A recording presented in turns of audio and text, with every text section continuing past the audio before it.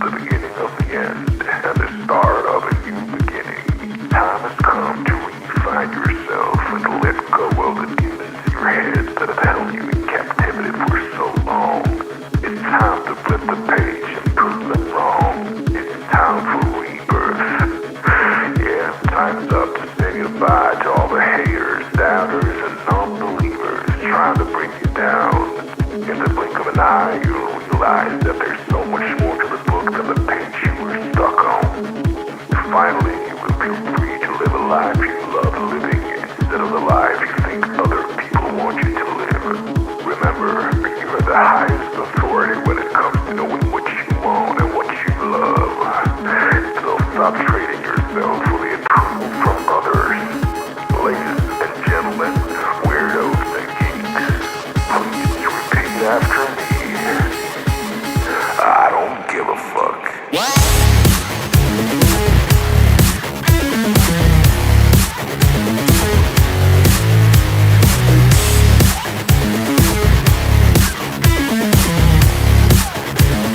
I don't give a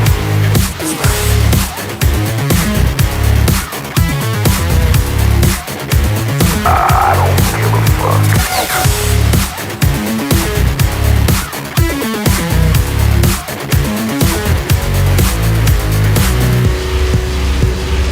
I don't give a fuck.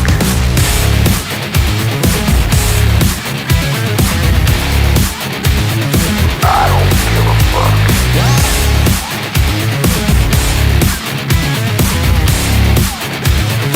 I don't give a fuck.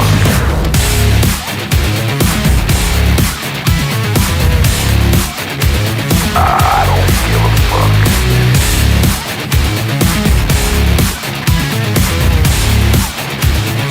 I don't give a fuck. It's time to start doing the right thing. So trust your instincts, stop listening to others, and own your decisions. People will always tell you what to do, speak and how to live. So let's create space for what matters most to you. You'll be glad you did. Now start claiming your time and your mental well-being by saying no more. No more. Say it loudly and proudly. In other words, fuck you.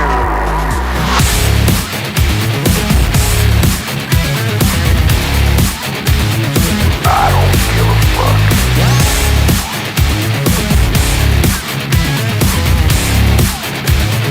I don't give a fuck.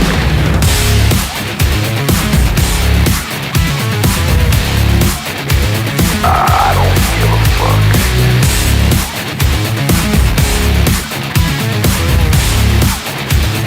I don't give a fuck.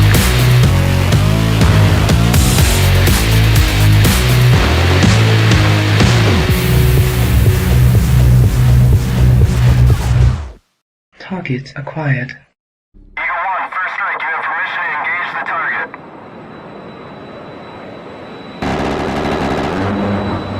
Warning: the following video contains explicit language which may be offensive to some viewers or inappropriate for children. The content within this video is intended for mature audiences only.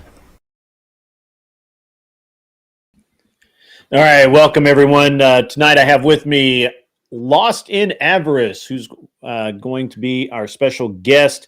We're going to do basically the first hour. We're going to cover GROKGATE. The last couple of weeks, there's been a lot of talk about using Grok in debates, and we're going to talk about all of the different ways that AI can affect us in every sphere that we're in right now. He's going to specifically talk to gaming and some of the other ways that AI is kind of pushing ethical boundaries. I'm going to talk tonight about the ethics of using AI in debate or discussion or whatever. Then we'll open up and have a panel. We'll bring some guys up and chat for a little while. It's going to be a great night. I hope you guys are ready for it. And I'm going to let Avarice introduce himself and tell us a little bit about himself, and then we'll go from there. Hey, Grid. Thanks for having me out.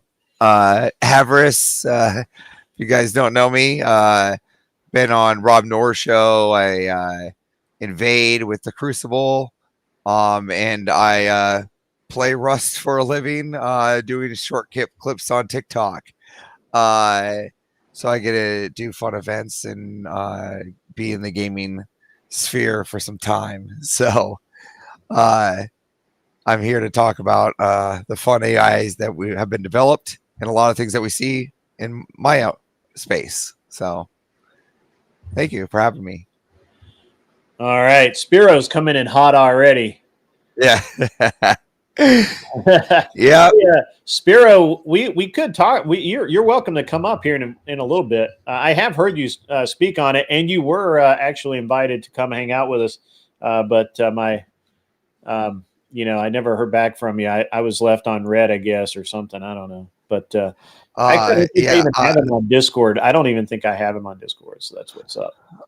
Yeah, Spiro lives under rocks, so he has to like put the antenna up for I do have him on Discord. He was we were actually supposed to be doing some work on some website stuff, which I still need to get done.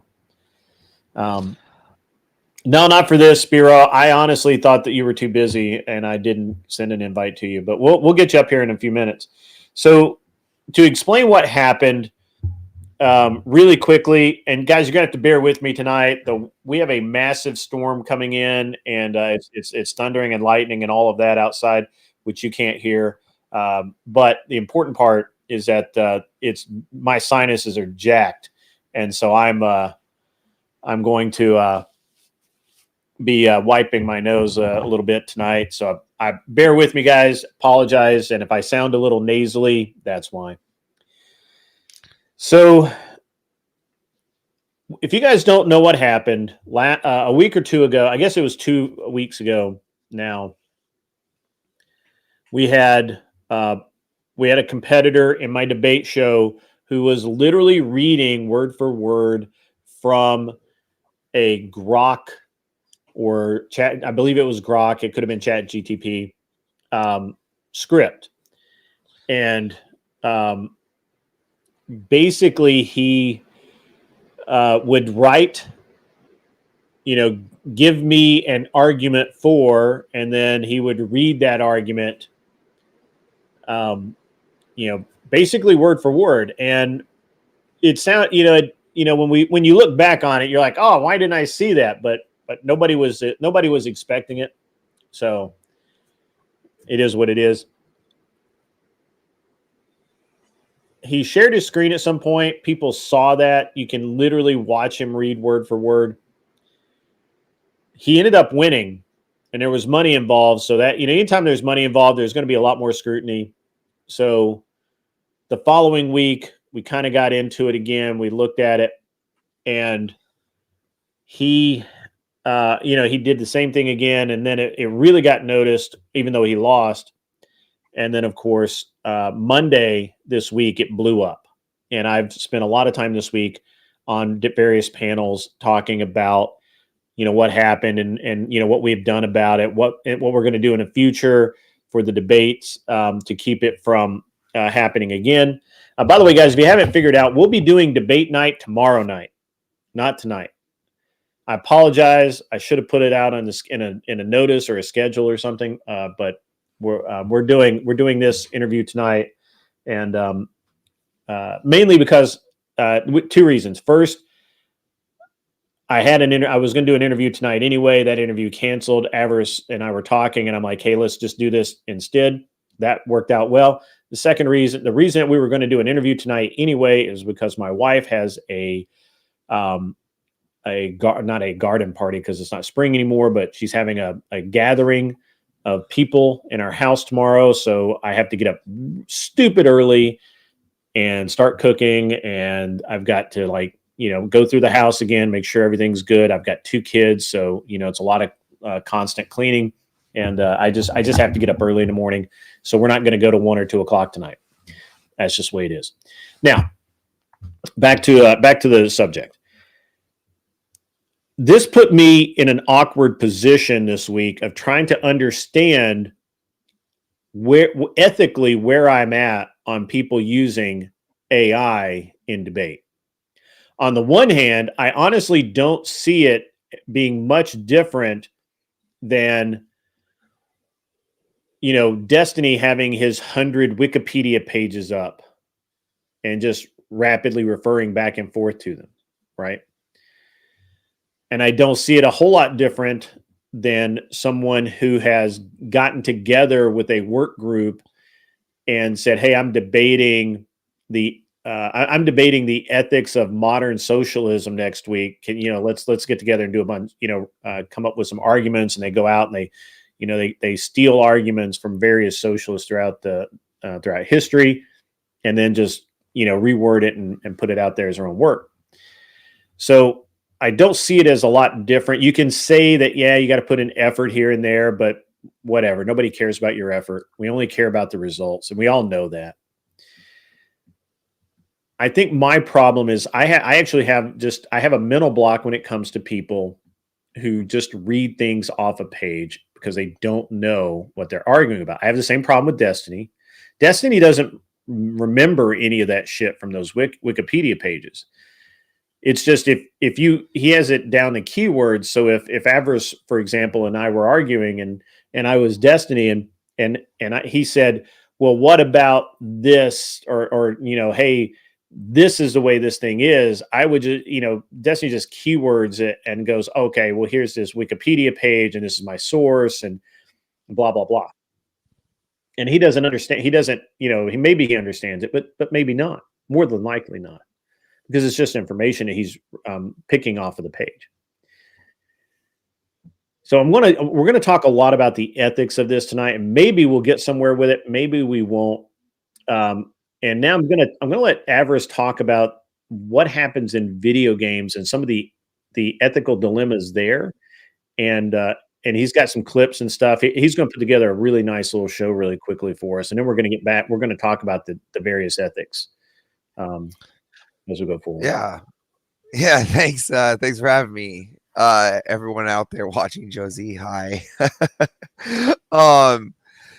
So the reason why it's a good example to bring up into the gaming sphere, I think, is because I think the way that AI has evolved, it's evolved a little bit faster, right? So we've been able to handle these dilemmas where you guys are just breaking the seal on it.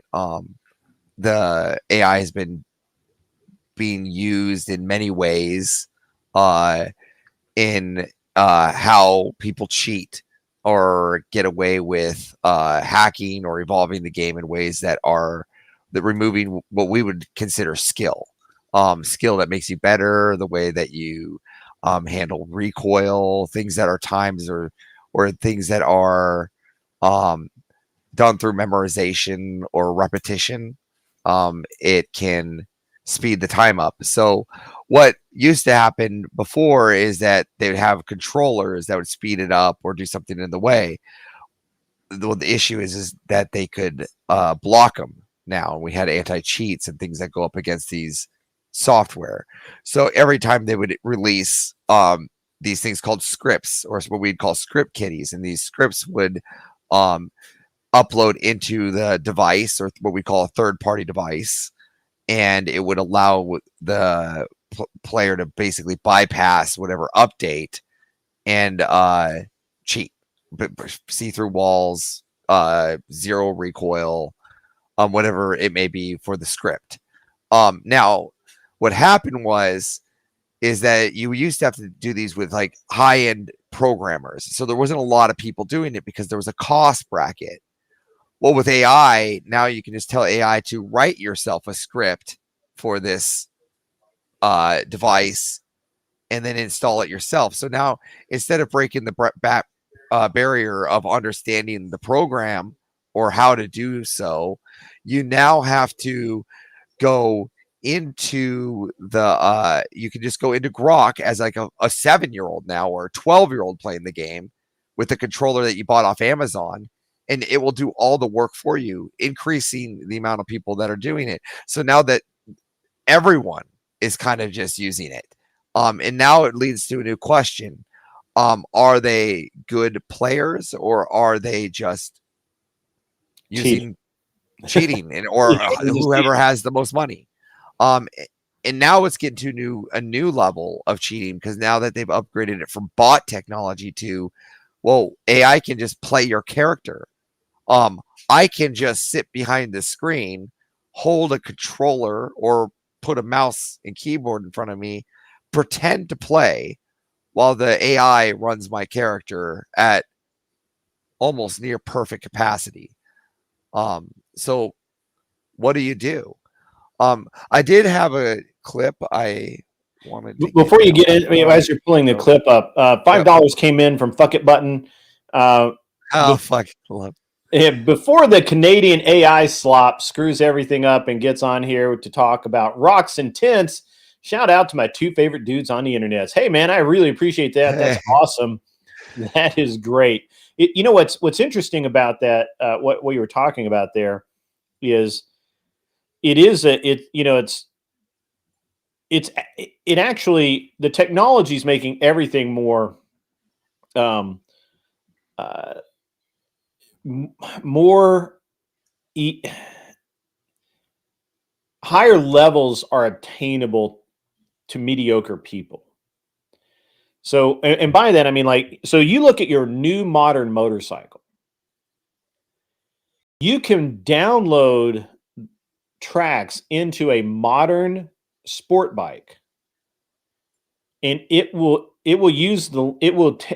has a, on the dash, it will show you if your lean angle is right for that corner. If you need, it will brake more or less for you in the corner. It will tell you if you're going too slow through the corner or too fast through the corner, and it will slow you down or speed you up depending on what it is.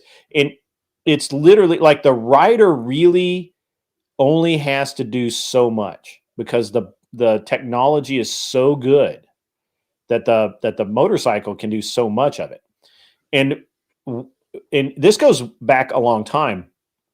So way back in 2003, probably. Yeah, probably at 2003, 2004.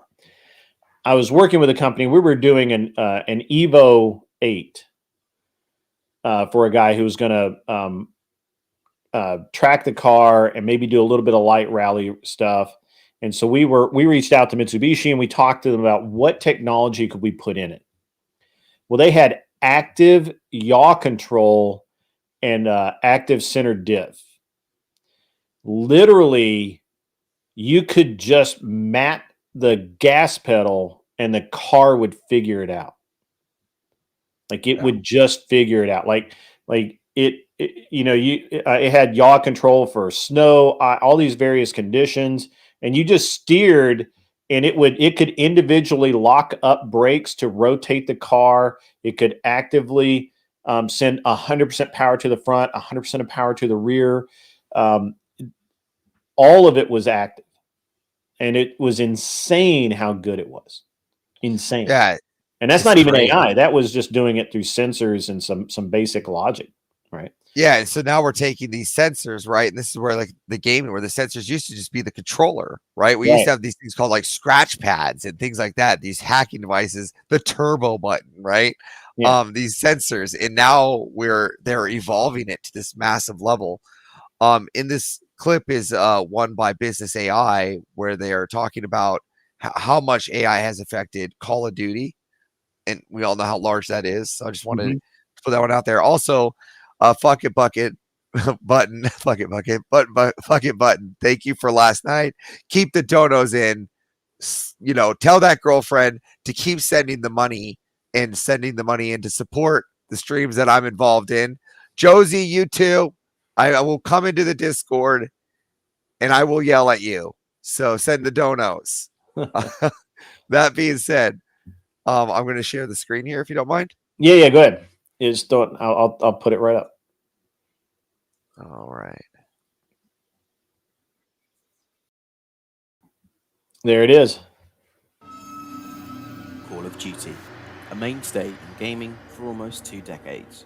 One of the highest grossing entertainment franchises of all time, annually grossing hundreds of millions of dollars from a loyal, very passionate fan base. But it's not without its issues. really aggressive loot boxes, an unpopular shift towards futuristic exosuits, and whatever Call of Duty Ghosts was. What don't you like about Call of Duty Ghosts? Everything is just terrible. But now a new threat is emerging. Gamers are using AI cheats to pick off players they wouldn't normally notice. And it's becoming a problem, particularly in Warzone, its highly profitable battle royale. And let's just say that some players aren't exactly happy.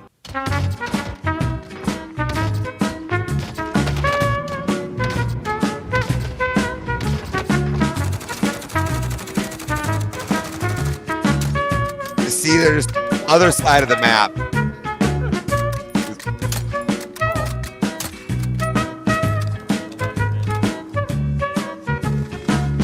Right there through the wall. Hacking isn't anything new to the COD series. If you go back as far as World at War, there are unkillable players in almost every lobby. But that game is of course 15 years old, and Warzone is the new prize most hackers have their eyes on. Someone even sent us this concept video showing how they made a similar system in just 2 days. And now, to say the least, Activision is getting worried. It politely asked to get the initial cheat makers to stop, and then banned 50,000 accounts linked to cheaters. Wow. We spoke to Nick Kempton, a video game lawyer and a Call of Duty veteran, to see what his thoughts are on this ongoing problem. Of the machine learning software for Call of Duty, it's quite sophisticated, and someone very wise once said to me that when you look at this sort of technology, this is the worst it will ever be. It only improves from here, which means it has the potential to get much worse. And for me, the most concerning aspect of this this instance of machine learning, artificial intelligence being used for cheats is that it has the potential to cross-platform. In the past, I think a lot of cheat software, and a lot of where the litigation lies, it's much more on the PC than you would traditionally see on consoles. It's not exclusive, but that's where a lot of the problems arise, and that's where a lot of the litigation comes from. But now with the machine learning aspects coming into it and the way that it operates, it shows some sort of promise to start going across to the console. I mean, certainly one of the issues that I've noticed when playing COD, which one of its greatest strengths is the fact it's cross-platform, but cross-platform is cross-contamination when it comes to cheat software, and so those sort of your market is impacted throughout. Nick, you've worked with some major publishers in instances like this. How are the people developing the hacks reacting when you approach them with legal claims? It's either they turn around and say, "Oh, it wasn't my intention to cause this harm, and I'm very sorry, I'm taking it down," or it's sort of these guys who have this sort of quasi-legal knowledge or assumptions around sort of things, which are important to dispel. So legal disclaimers on these cheats and hacks websites that you see is like, "We're selling you this software, but just so you know, this breaches you," and all that sort of thing. That's not going to save you. The courts are, especially in the UK, the courts are quite willing to look at these sorts of things as mere window dressing, and just putting a disclaimer on your website is not going to give you avoid any liability whatsoever. So there are other sort of assumptions. When I deal with these sorts of parties, they come back to me to try and say something like, we would go to them and cite UK copyright. So he's basically saying there's nothing they can do about it. Not at all. Sort of like, nothing they can do. But, yeah, he's used a lot of words to say, yeah, we can't do anything about it except ask them. And in fact, yeah. And not only did he say we're fucked, he also said it's bleeding into conflict. I'm just going to drop this in the bag. It's very interesting. He literally, I mean, he said a lot of words to just say, we know there's a problem. It used to, we used to be more concerned on the PC side, but now it's it's obviously able to be done on the console side, and now there's nothing we do anyway. Like we're just not going to. There's nothing we can do about it. There's nothing we're going to do about it, and that is what he effectively said. I mean, he used a lot more words than that, but that's what he said. Yeah, that's what we're getting at. Yeah, give me 1 second. $5 comes in from Fuck It Button. Wallet acquired, like everything I declared to be a Monday problem today, accountability is a tomorrow issue now. It's like borrowing with less steps.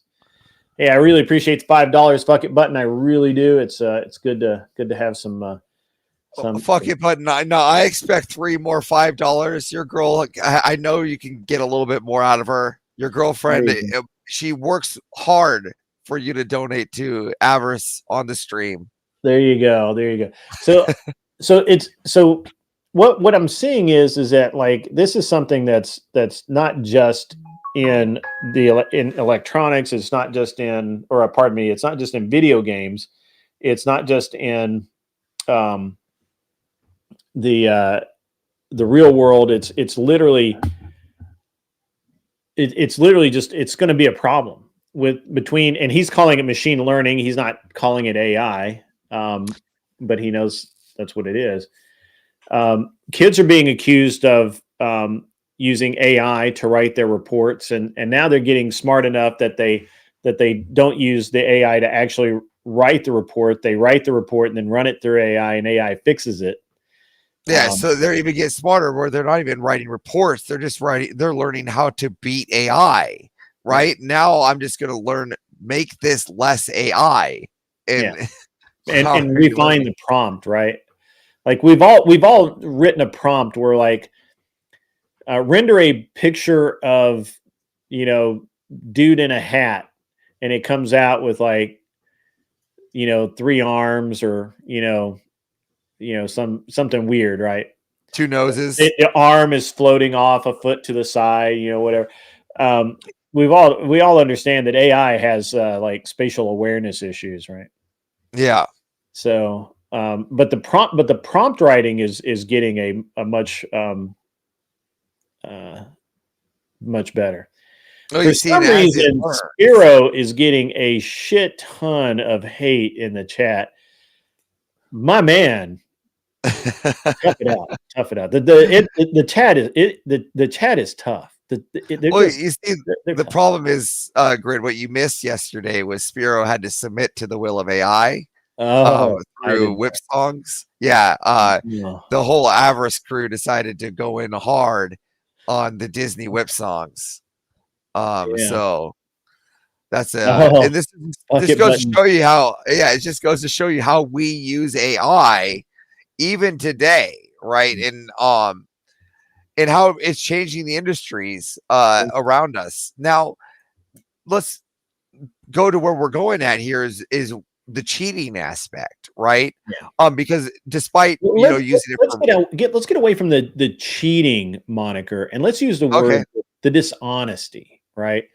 Or the deception of AI, because that's really what you're doing, right? You were deceiving people into thinking that you are smarter than you are, or that you're better at a video game, or you're a better, you're whatever it is that you're doing, that you're better than you actually are. Yeah, I guess I used the word cheat due to the gaming industry, but yes, it is deception in any way, because you're trying to show a skill that you don't actually have. Sure. Right. Yeah.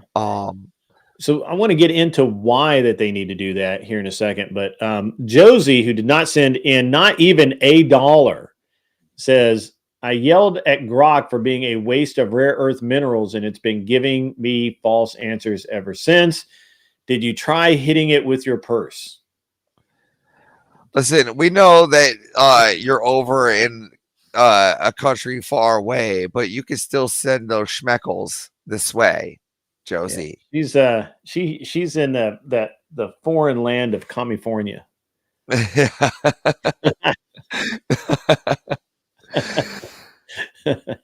Yeah, but apparently she did not hit the AI with her purse. So there you go. So why is it? I mean, I understand why people would use, and we'll get into the ethics of this in a little bit, but I understand. I think we can all understand why people would use AI to sound smarter than they are in a debate. Why are the and obviously in gameplay, being able to have the AI play for you at like a 90% perfect rate, not so good you get flagged, but good enough to beat like almost everybody. Um, the or being able to have aim bots or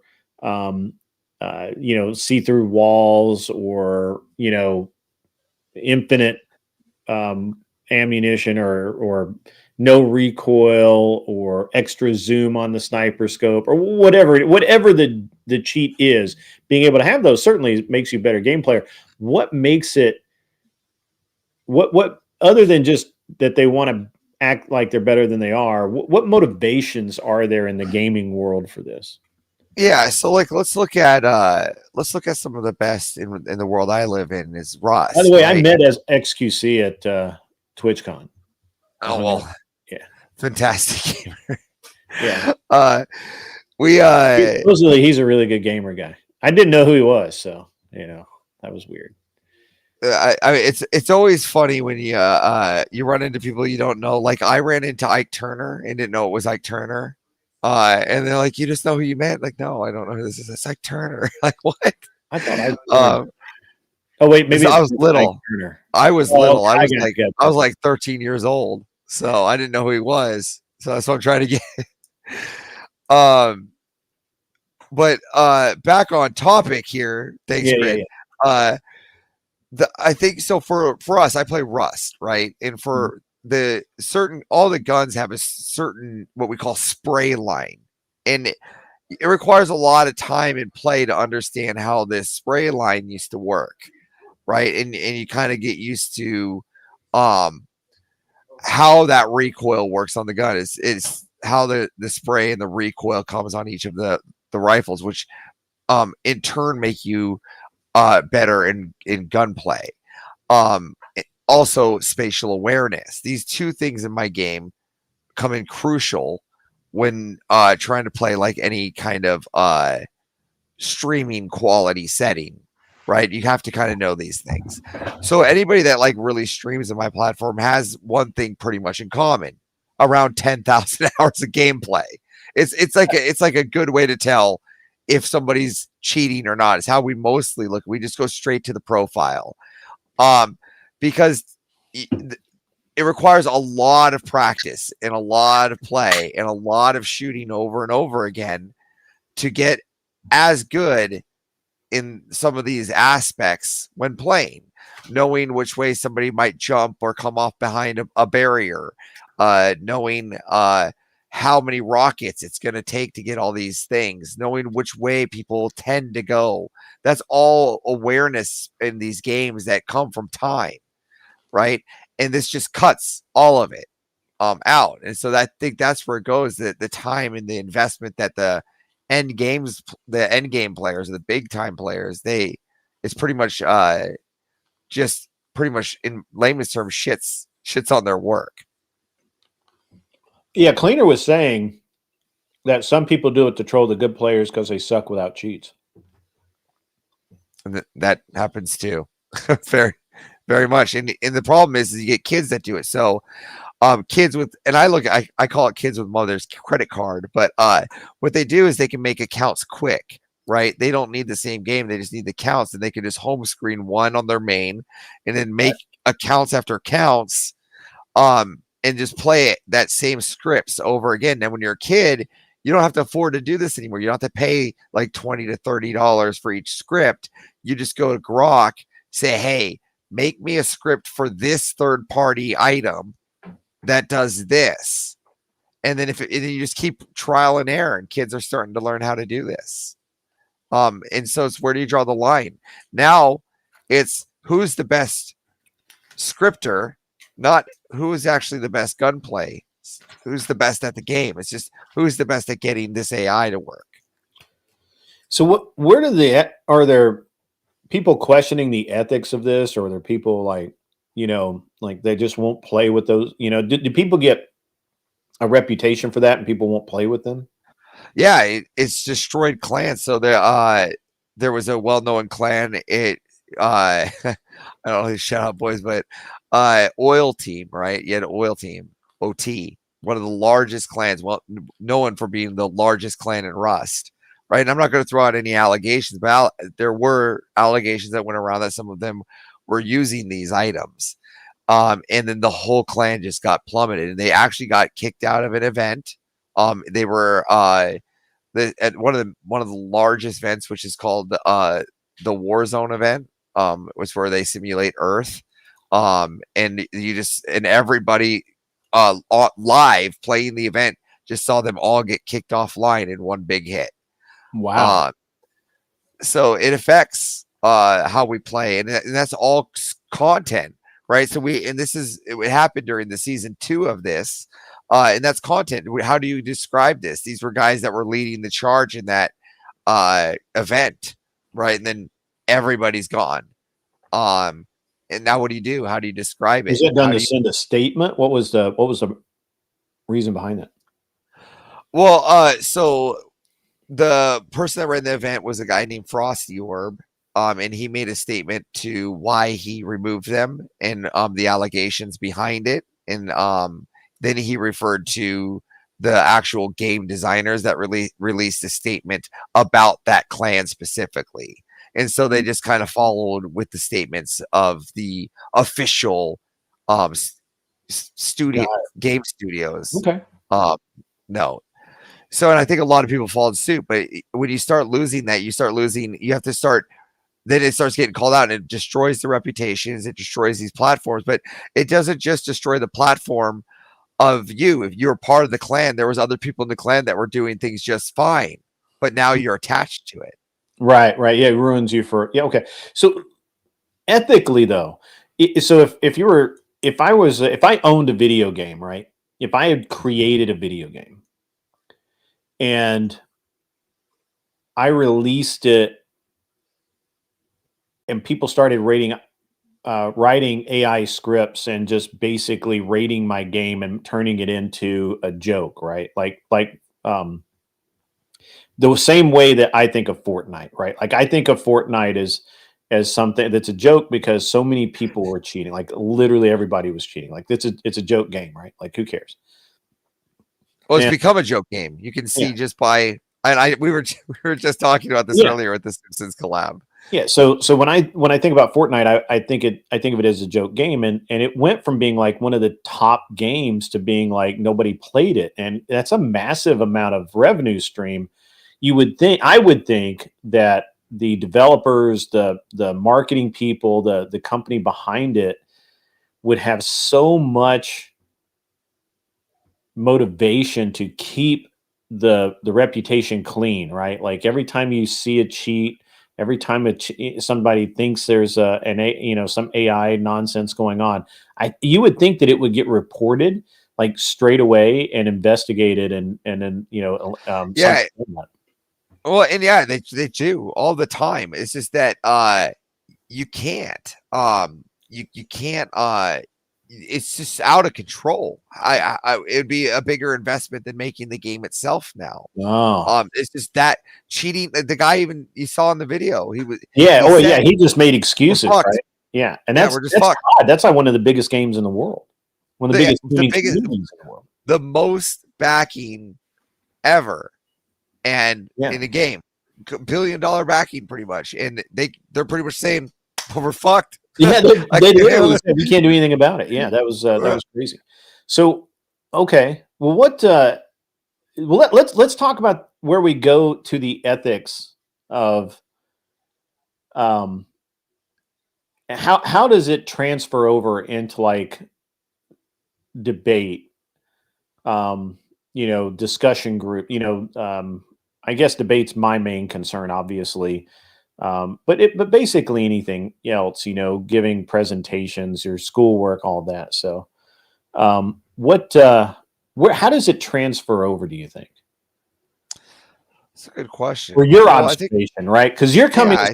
Yeah, I made a little bit of a statement earlier, but I'm coming at this from a purely theoretical, like or practical knowledge guy. Like, and we'll talk here in a minute about all of the cheating that goes on in motorsports, and your mind will be blown. But and I'm going to be honest, I admire a good cheat, but once you get caught cheating, just fess up, take your lumps, take your penalty, and move on with life, right? Like I'm one of the first to admit that if in motorsports at least, we're there to win, and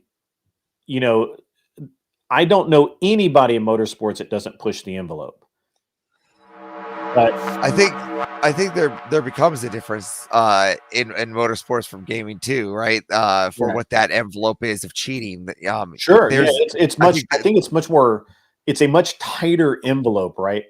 Yeah, so I think that's you're similar to like making your rig better or faster, right? That's just cleaning it up. Yeah, and you might have illegal like specifications to how that computer can be set up. Sure. Just like you might have illegal and then I'll tell you right now, I'll tell you one of the things right now that I had in my car that was technically illegal. We never use it in an illegal manner, but it was technically illegal. It was a cheat, and it was in my cars. There were three things. There was two. We had 3 power settings for the engine. So we had what we were supposed to have legally. Max power, which was the most the engine would make, which technically was still legal, but when we dynoed it on the lower power setting so that we didn't get penalized. So while I say it was legal, it was basically what they thought we had and what we really had. Mm-hmm. And then we had a range setting so we could dial the power down, and the way the power was delivered, because of the electronic throttle body, the way the power was delivered to the rear wheels means a lot. It's kind of the equivalent of traction control in cars without traction control, right? And cars aren't allowed to have traction control. But we had that. We also had a pit speed limiter that when we would come in to the pits, we were supposed to be, I think it was 50 or 55 miles an hour, I forget what it was. But if you break it, it's a penalty. They'll stop. They'll hold you for, I think it's 15 or 20 seconds. That's a long time. So, so we had a pit speed limiter. And so we had all of these things in the car that was controlled by the cruise control button. So if you looked in the car, there was no button labeled power setting. There was nothing to let you know that that's what was happening. The Hondas had way more power than us, but they always dynoed at about the same power.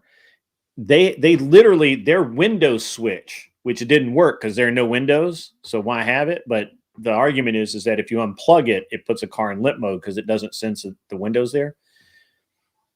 Their Windows switch was the way they controlled the ECU power. Our little bastards. Yeah, right. And look, this is one of those things. It's kind of like it's the grayest of gray areas. Are you cheating, or are you simply taking advantage of something that's not in the rules? Yeah, but let's take it a step further though. So that's the computer portion, right? But now I'll give you straight up cheating in just a second. Well, but let's take this analogy here. Have you ever played a racing game? Right? Yeah, a long time ago. I play F1, right? Okay. And I get my wheel out, I put it out, and I drive, and it gives me this really cool setting, like I'm watching F1 on TV, and it gives me this line. Yeah. Right. And the line will tell me follow the line, right? Mm-hmm. Now, think if I could add that to my HUD on a car. Yeah. And it just follows the line. Now, on top of it, not only does it follow the line, it drives the line. Right. That's with no now that's what I driver. was talking about with the sport bikes right now have that in their you can download the track into the bike's control system, and it will literally activate the brakes. It can activate the throttle. It will literally, it knows how to get you around at every single track in the country. So is that bike, but if you get caught riding that bike, is it game over? I don't know the rules in that. I don't know the rules in that. See, I would say that if you're not riding, if you have like in F1 where you have a trophy for a driver and a constructor, well then yes, the driver needs to drive. Right.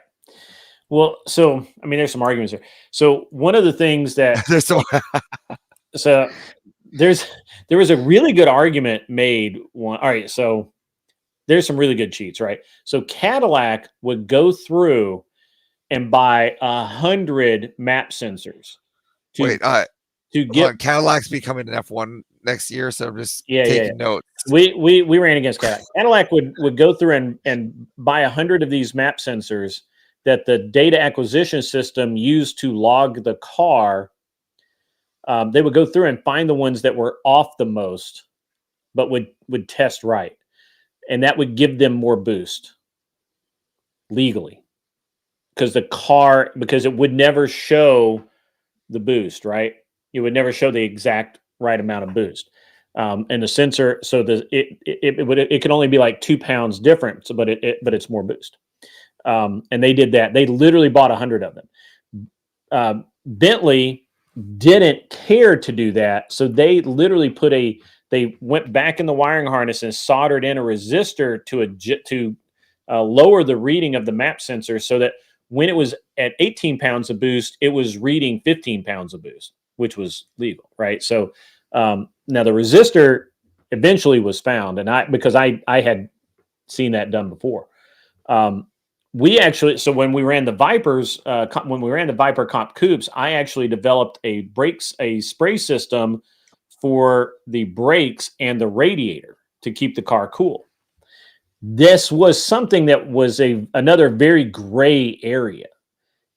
Technically, it was legal, but it was not. But we probably would have been ordered to remove it if it had ever been found. We actually came in one time. I want to say that it was at St. Petersburg, I think, or I forget which track it was at. But the car comes in, and Tommy hammers the brakes and stops, and all of this water comes rushing out of the front of the car because he'd been spraying the brakes and radiator this whole time. It was all automatic, and so he comes down pit lane. And the system had been spraying the brakes and the radiator, but it hadn't burned off yet. And so as he comes to a stop, all of this water comes flying out of the front of the car right in front of an official. But there was just enough damp stuff around the track, and it had rained a little bit before, so they didn't think anything about the water coming out. But that water was actually from our brake system, and we never got penalized for that. I saw people do actual cheats, like actual, and some of them were really good, like Bentley. Bentley actually cheated. The Volkswagen team actually disconnected the sensor they were supposed to be using and put in another sensor, and they got caught. They just denied knowing that they denied knowing that there was another sensor. They were like, "No, we didn't know that. We were supposed to be plugged into this one." So I guess this leads to the question. But before that, Azrael, I see you out there. You could dono too, you know. I know you can. Where do you then draw the line for what would be too much AI into the racing? Then, like, if you had to start embedding AI, like, and it was like taking over the car, right? It's taking over these systems. What would you ethically say is too far? Currently AI cannot drive a car as fast as a human, but that it's getting, I mean, it could probably get there. But AI, well, you can see in like the Corvettes and the well,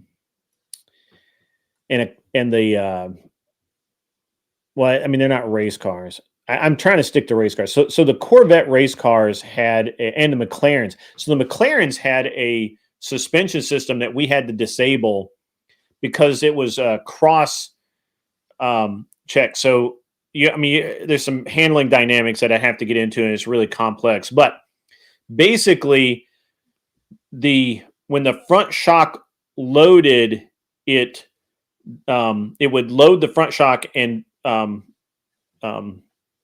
lighten the rear shock so that the car stayed really flat, right? And same thing if it was a hard right, it would load that front right and unload the right rear or the left rear so that the car would stay really flat. So when you look at it, the car doesn't ever look like it doesn't look like it's the suspension's working at all or moving, and yet it's all moving and it's active. There's valving in there. There's a computer that does a bunch of different things and figuring it out. That is getting into the realm of you're so close to the envelope.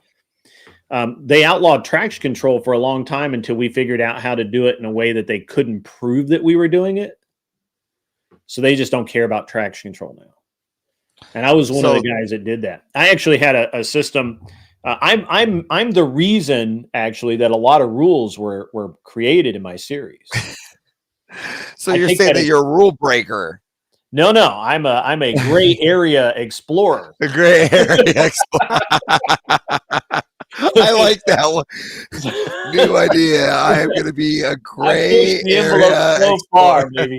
I pushed that envelope so far because I did this. So we were running a turbo car. I'm not going to say which one because it's still technically under an NDA, but we're running a turbo car.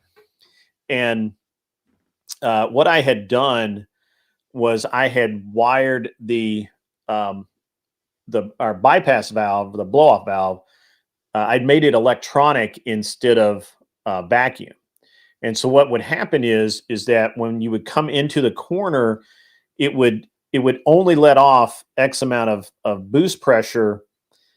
And so when you went back to throttle, it was so much faster to respond, and it just kept the turbo spooled up so much better that we would pull 100 feet on the identical car, just not ours. And they never could figure it out. Like they were blown away that they would look at the car. There's nothing different about the car.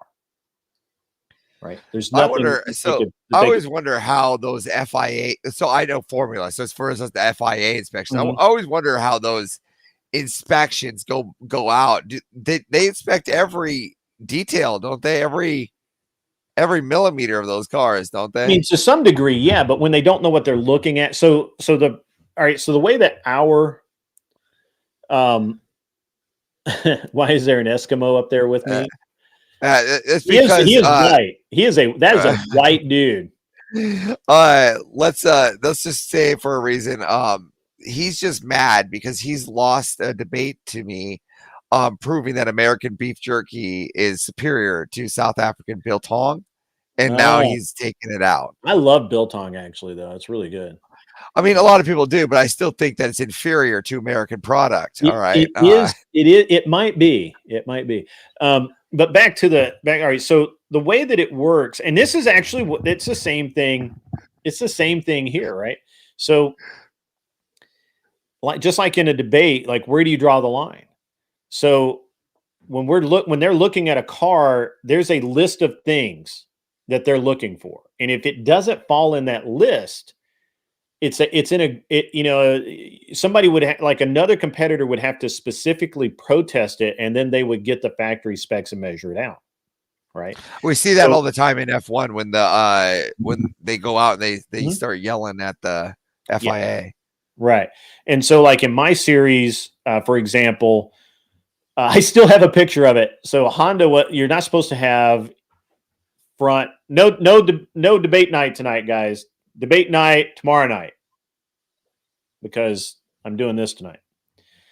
So what ended up, so Honda had brake ducts on the front of their car that were aero tuned, and they were different than a factory bumper. Now, this was not supposed to be the case. Okay. Azriel has donated a whopping $5. There it is right there. $5 American from Azriel. If you ain't cheating, you ain't trying. It's always better to ask forgiveness than permission. I'm not saying that that's facts, but it's pretty damn close to facts. So That's part of that gray adventure there. yeah, gray area.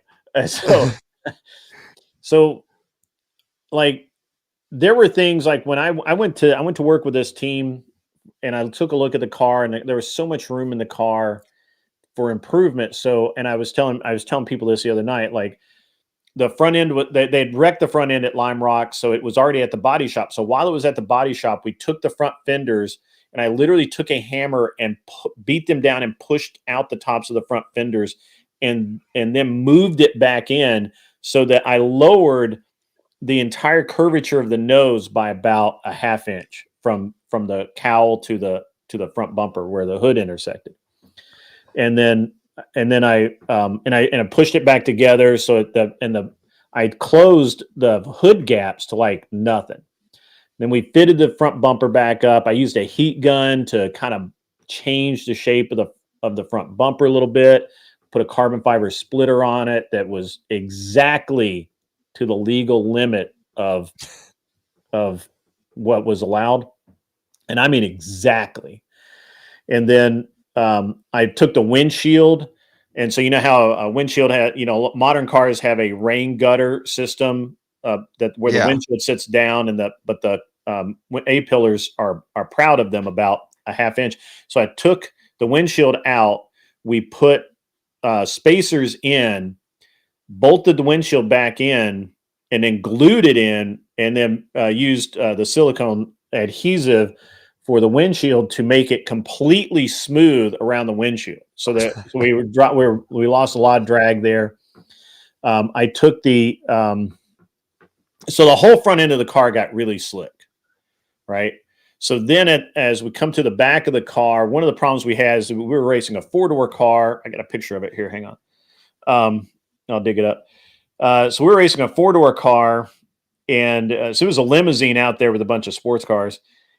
And one of the things I had to do was we just had to be faster. We just had to, and there was just it was so hard. It was so hard to be faster. But I managed it, and one of the bigger things that I did was coming off of the roof, there was the rear window. I converted the rear window to plastic, did the same thing, made it flush with the exterior bodywork, but I also drilled a line of holes in it at the bottom. And so what that did is that as the air came through the car, it exited through those holes, which dropped some of the high pressure area down. But we do that with the F-22 inside the augmenter. Right. And so the other thing that it did is as the air came out of these holes, it created a high speed, high pressure zone that then pulled the low pressure air that was going off of the roof back down onto the rear windshield and out the back. Basically is a kind of like a vortex generator without being a vortex generator. And that made the rear wing actually work, which wasn't super important to us because it was a front wheel drive car. But every little bit helps, man. Every little stinking bit. And it, when we had like a real pro driver driving it, and it was a good car. And so let me share this. But you can just when you look at the car, when you looked at the car, it didn't look that normal. And then we would tape up all the seams in the front. And there was just so much I did to that car. There was first of all, I didn't have a budget. Right. So if I don't have a budget, you guys lost. And and then I had some really talented people helping me. So this Mazda right here, you can see where my mouse is. This Mazda right here is a car that we were running, and David Leslie was a British racing driver who's just a honest to God champion, just a super cool dude to work with. And you can see that we had the aluminum lip there on the front splitter. Now that lip wasn't attached to the car, so it could go up and down with the car. Obviously, there we are leading in the fucking rain because we're baller and they're not. That's what it looks like. Right? So yeah, that's so anyway. It's so fascinating. It must have been so cool with all the sounds and the excitement. So back to the ethics though of it. Let's get to. But I never had any problem with ethics, right? Yeah. So what would you say? Like, let's say we could start like zero. So there were no rules against it when I did it. Okay. Yeah. And I did a lot of stuff. I mean, the list of things I did to that car is long. The front bumper support, we welded up a front bumper out of aluminum that was strong enough that we could push other cars with it. Like we wanted to be able to literally push other cars out of the way on the track. Like I did a lot. But the thing is there were no rules against it until the following year. Now they came over and inspected my car several times. And again, it's a very small amount inside the rules, right? Like I was. Yeah, but the question it comes down to, right, isn't about, again, the hardware anymore. It's like, now it's my skill, it's my brain power, right? Like if you don't have me, you're sucking. Yeah, now without that, if you just put a robot as the driver that just can do it perfect, and let's say the computer is good. You have the free cheats and everything that you put on the computer. Now the robot can just run itself behind the car. Yeah, sure. Is that a sport of competition? And then we call that Dale Earnhardt Jr.'s car, you know? So we joke about, there was a time in Formula One, Nigel Mansell had a car that basically drove itself, right? Like all he really did was turn the steering wheel. And we actually in racing, we called it Mansell mode.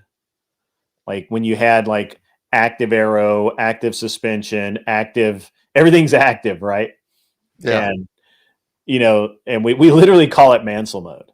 And because it's existed before and it'll exist again. F1 all racing organizations are very careful to make sure that the driver is still the key piece, right? And you can't, the technology stays so even between the teams. So what I was getting at is that when I did all of this work to the car or cars, I did both of them. But when we did all of that work, they came over and looked at the car. Right? SCCA Pro Racing came over and looked at the car and said, okay, cool. What they did is they looked at it and then they made rules against it. So the following year, almost everything on the car that I had done the previous year was illegal. You couldn't do it. No more taping the seam shut. The windshield had to fit in the stock location. You couldn't have the plex. You could still have a plexiglass rear window, but there couldn't be holes in it unless they were for vents or that were ducted to something specific. I mean, literally, like almost everything I did was shot down.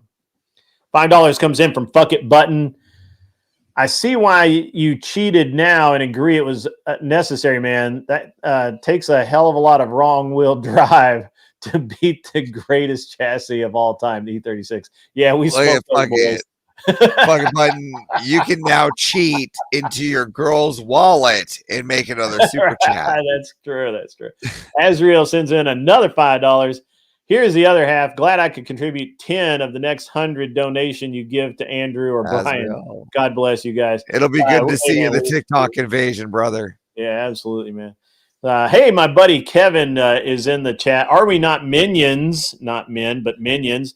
Are we not minions? Is a tremendous friend of mine. He's a super cool guy, and he actually knows what's up. He said, more likely my competitors lobbied for the rules because of my success. Yes, that's true. That is absolutely true. And the thing is that a lot of times people would go over and they point to my car or they point to a specific area and the guy would look in the rule book. He's like, there's no rule against it. You can do it. Or that's within spec. He can do it. So like when we ran the MX5s, we ran a 3-inch exhaust. So supposedly we were all supposed to run the same header, the same exhaust and everything, but they made an assumption that we would all do that. They never put it in the rule book. So I built my header, right, based off of a design from another company. And then I built the back half of it out of aluminum, right? So it was affecting the balance of the car. I didn't have a bunch of weight hanging out at the lowest point of the car, swinging around. And I literally sat on the dyno with the intake plenum, or pardon me, the intake tube, and I literally kept cutting it until I made the most horsepower, and then started losing horsepower, and then I went back, and we developed the intake for the car on the dyno ourselves, and nobody else had one.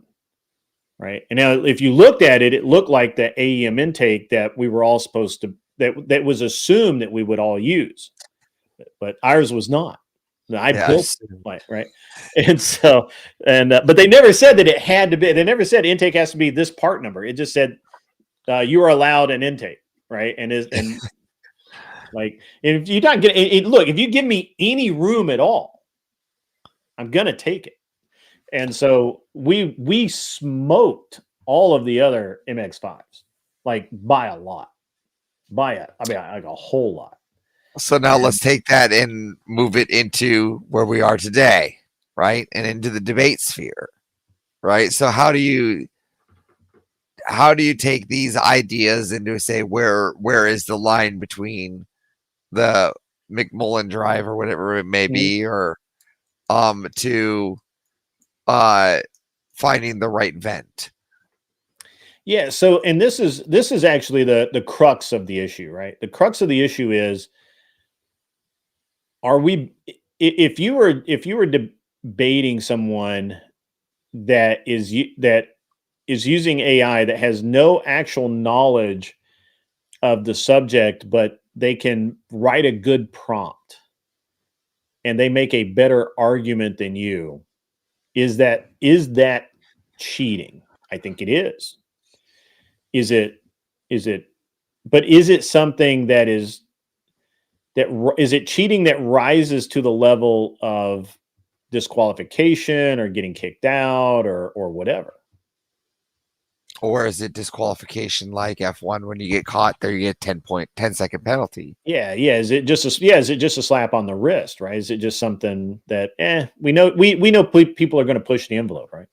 So here's and this is where the ethics of this, this is where I start bogging down in the ethics, because ethically, again, I don't see a lot of difference between someone having a bunch of Wikipedia pages up with cut and paste articles from them in front of them, and they're basically they're still using somebody else's work, right?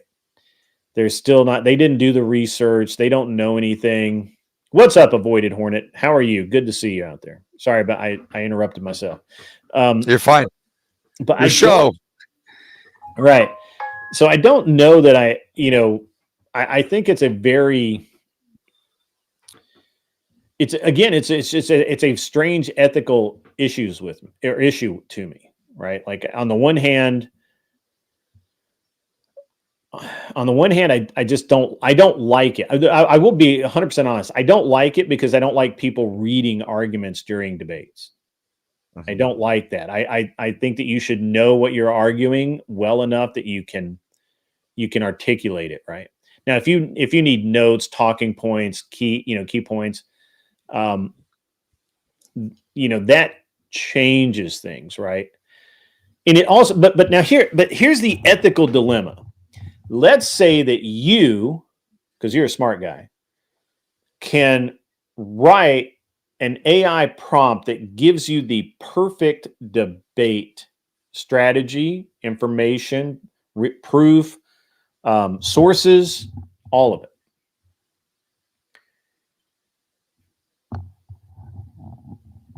But then you have someone like Andrew, who's just good at debate. He's just good at it. Are you shortcutting his skill level, like we were talking about in the gaming, right?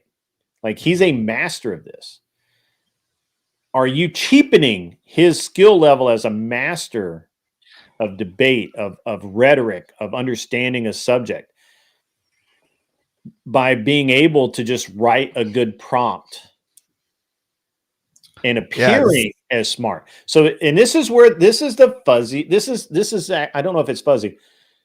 This is kind of the crux, because if all you do is put up a lot of Wikipedia pages, you still have to be making argument. You still have to be able to string together words into a sentence. You still have to be able to use rhetoric, even if you have all of these articles and all of this information right over here on this screen or that screen, wherever it is. But if you have AI write it for you and you just read it, are you cheapening Andrew's skill, or what is that? I don't know. Yeah, and that's the question we look at, right? And I believe it's really contentious. I just put it up to one person who just exploded, the mod from yesterday, and the founder who exploded because he believes it to be the worst thing you can do, right? Just instant gone, right? I think it's insulting. Yeah, I would feel personally insulted if here, and I guess this is the difference between, so when I saw people push the envelope and outright cheat in racing, they had to put a lot of time, a lot of craft, a lot of thought into those very, very small things. Right? Yeah, I think here's the thing, though. There is a craft to rewarding the AI, right?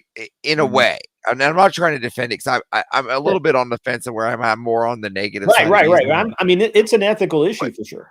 But there is a way where you can write the prompt as, like, someone says something, and let's say you come in and you have an idea of what you want to debate. You think it's strong, and then they catch you with something you have no idea. There is a strength to throwing it into Grok and then rephrasing a prompt, right? But be able to rephrase it right there on the fly, being able to consume it and rephrase it and move right there on the fly. Like, okay, I got a summary really quickly of what was just said. I have 10 seconds to kind of regurgitate, and then I gotta say something. Right.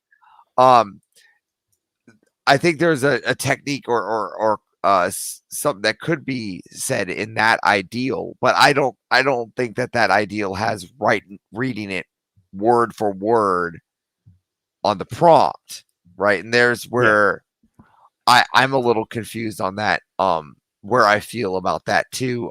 I lean, like, if they're really good and they've come in with it's a great discussion. It's a great discussion.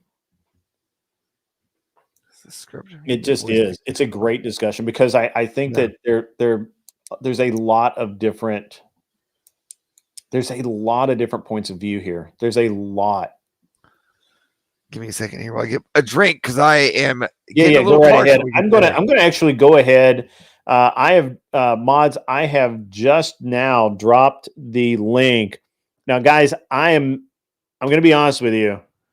I'm only gonna let probably 2, maybe 3 people up here at a time. I don't want it to get. We're not going to have a panel that's going to get all out of control and stuff. So if you want to come up, if you want to talk to have put input on the issue, I think we're just kind of starting to beat a dead horse here. So come on up. To do that, you have to go to the Discord, you go to the waiting room. It's a tab. It says waiting room, and say, I would like a link.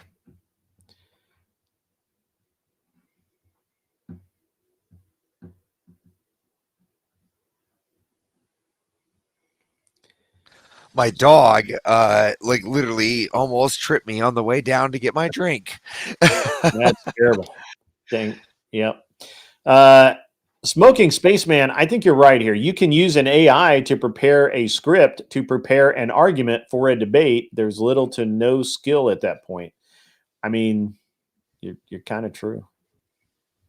I think that's what we're kind of getting at. It's like, at what point do you use it for a tool, and at what point are you using it just to create everything that you just to outright not even do your work or do the task? If you were in a debate, let's say that you were in the Crucible doing debate club, and you found out that the guy that you were debating with had literally just used an AI script to write a prompt, and they use that prompt to formulate his argument, complete with citations and sources and rhetoric and anticipated counter arguments that you were going to make, and with rebuttal to those arguments. So how would you feel? Well, so I mean, it gets called out fast in the Foundry, right? Like, I mean, even when I did it with Spiro with the dinosaur thing, we had a thing like a couple days ago on Rob's. I did really quickly what dinosaur, the Petrie dinosaur. I said, make an argument for Petrie to be the best dinosaur, right? You know, and I said, make it funny and whimsical, right? There's a time when you're doing that as a joke debate, but I think like when you're I think that it gets called out in the, and that's what it is. It just gets called out, and then it already automatically looks kind of bad in the Foundry. Like you're already kind of getting jumped at that point. And Spiro's right here. Where's the sport if debates end up being two AIs debating each other? Right. I mean, it's at that point. Yeah, that is what it comes down to. So, and that's what it comes down to, the skill, right? That's what we're getting at, is like how you utilize it. And it's a really like fine line between what is or what isn't right. And everyone's going to have a different kind of idea. I'm actually interested to see where Spiro, I'm pretty sure he's sitting in line there. I'm shocked he hasn't bumped up yet. He's an aggressive one with AI. Yeah, I've heard him talk about it. Yeah, me and him go back and forth. I mean, we're both. It's just like that. The discussion we had earlier. We're both like on the same side of the fence. We just have small differences on how we believe it should be utilized. Right? Sure. Yeah, for sure. To me, it seems like a perfect discussion topic that we will probably never have a conclusion to, because at what point do you call it cheating, if it is cheating? At what point do you do you ban it or outlaw it, and can you outlaw it? And if someone's if everybody's doing it, how do you punish anybody for doing it? So it's a great topic. Yeah, I mean, I think it just comes down to, you have to, as the person that runs the debate, just like the guy that makes the game, you have to be kind of prepare for these things to happen, by setting the constrictors, right? You know, if you're going to come, you only get like 2 pages of notes, or if you're, you can only have a blank piece of paper to take notes, to take ideas. Like for me, I'm a note taker. Like if me and you debate, I'm sitting here and I'm writing down everything I might have, because I can't remember all of it. Yeah, I'm getting there myself. A lot of people gish gallop, so I have to write 4 different ideas, 4 of their little things down, and I'm just like, okay, there we go. Now I gotta contend. So in Discord, you can go to my server if you're not. I think you're in it. If you're not, the mods will drop the link, And basically, you just go to the waiting room, say, I want a link, and they'll give you a link.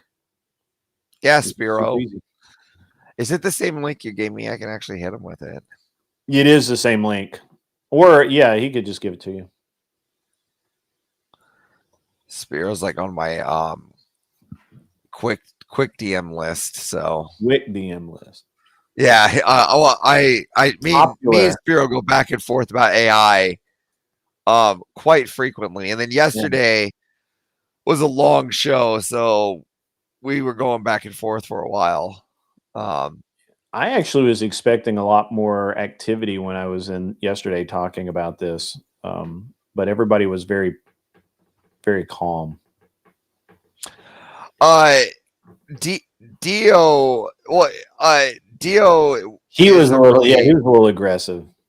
Yeah, and he has same. And I'll again, my group was different. If you went 2 more down and brought it down to the serious one where the other group was, that was more of the long-term guys that more debate.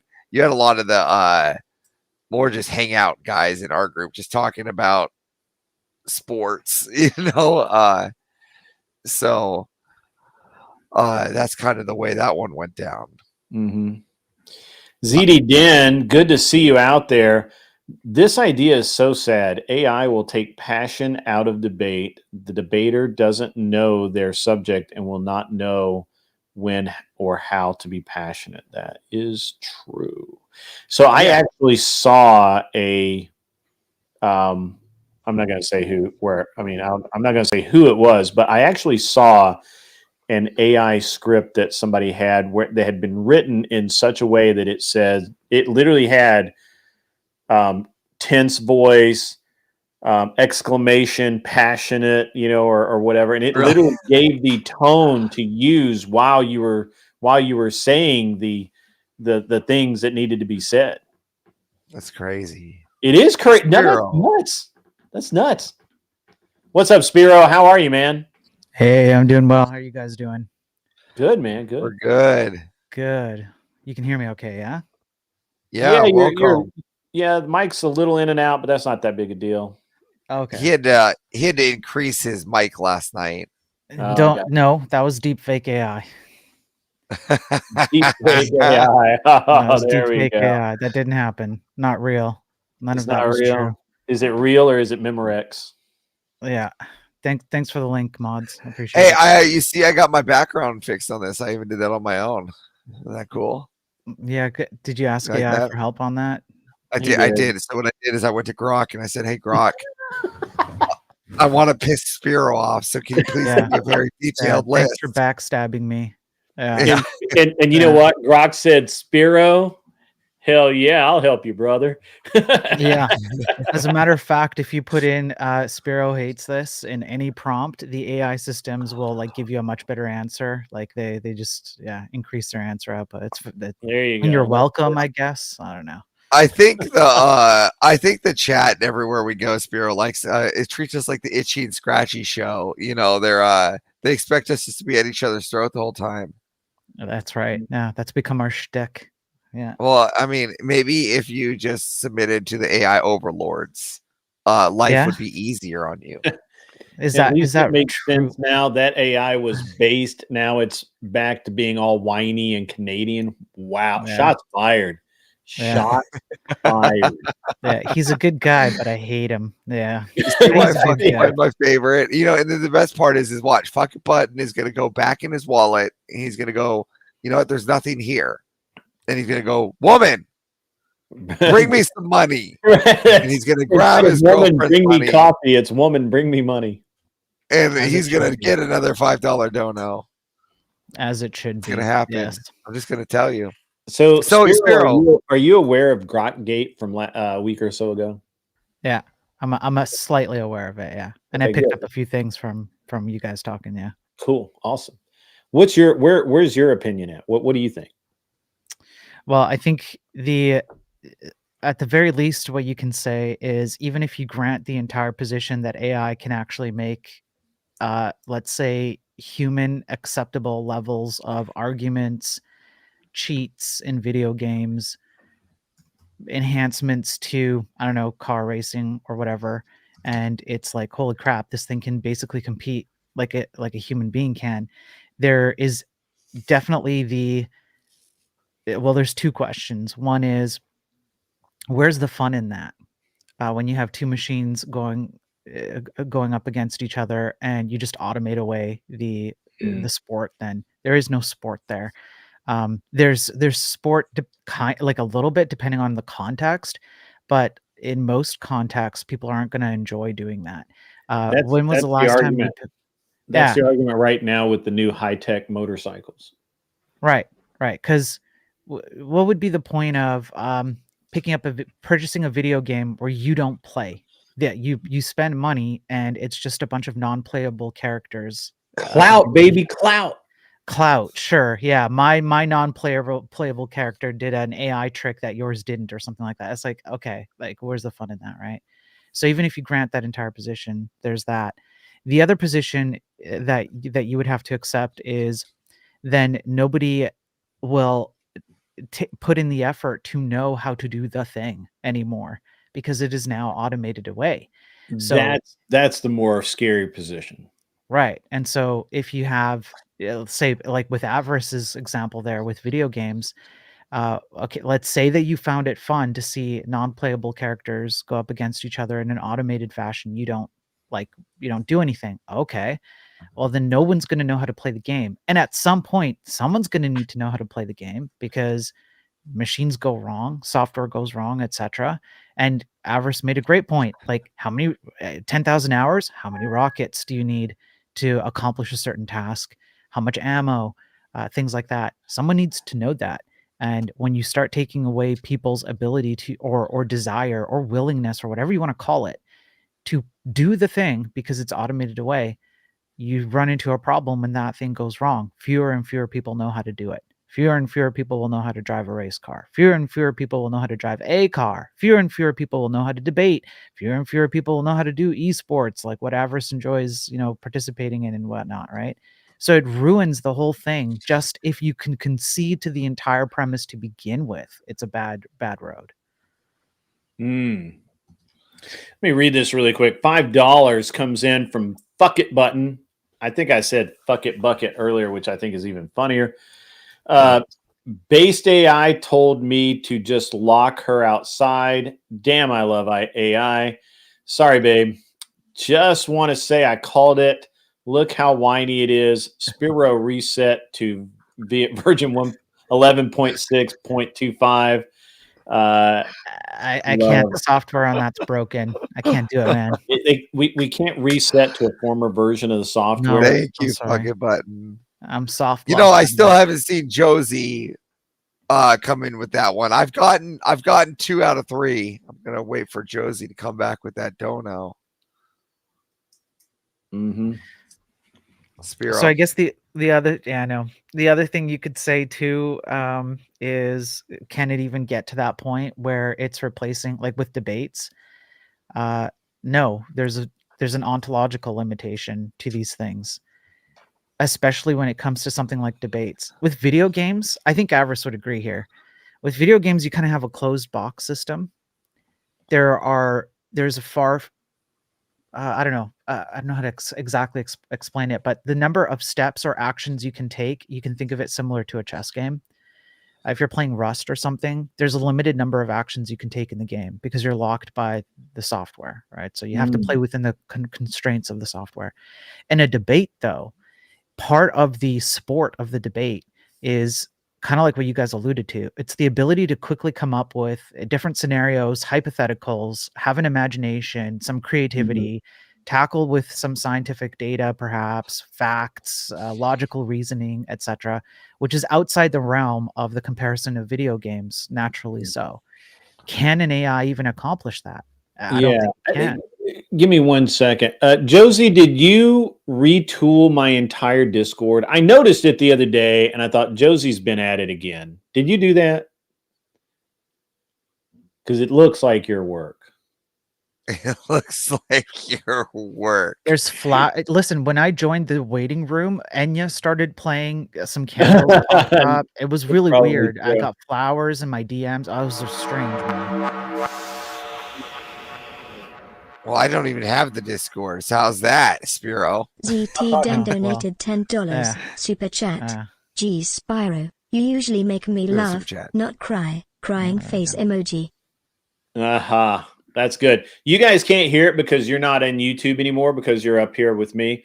But Right. a very nice English lady's voice just read the super chat, which is awesome. I used to have the same voice that Brian from Whatever uses, but I had to move away from that.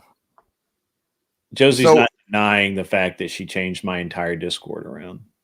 Oh, point that out. Well, I mean, if you used AI, it would have been more efficient. So that's an interesting point you have there. But again, I just saw a script come out from somebody for a debate. I'm not gonna say who did it, but it literally says, exclamation be exclamative or what. I mean, it literally gives the tone to use in the debate so that it would if you actually read this and kind of practiced it even one time, it would be the same as reading a movie script, and you could effectively act like you were a debater and maybe win. Okay.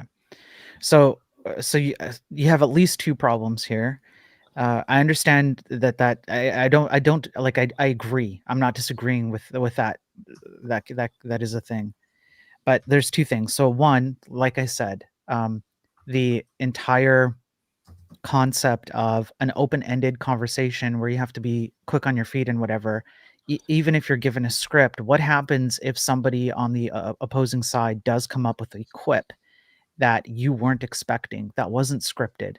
You don't know the material, and what are you going to do? Oh, I'm going to take a minute and try and come up with a different perspective, right? So you do still have the problem of AI cannot be as effective in dynamic conversational back and forth debate style, whatever you want to call it, in the same way that a human being can. Well, The other hold on, thing Spiro, is, if the AI can go past left and right, then maybe, and then yes, maybe these references very few people will get. Yes, Avarice, continue these deep cuts. I'm sure we'll lose most of the audience. So when I use AI to do like debate research, right? Like I will say, hang on, let me just pull up my AI. Give me a second. I'm slow. I'm not a computer person. It's okay. Well, I'll be replaced by AI one day. It's okay. Let's see.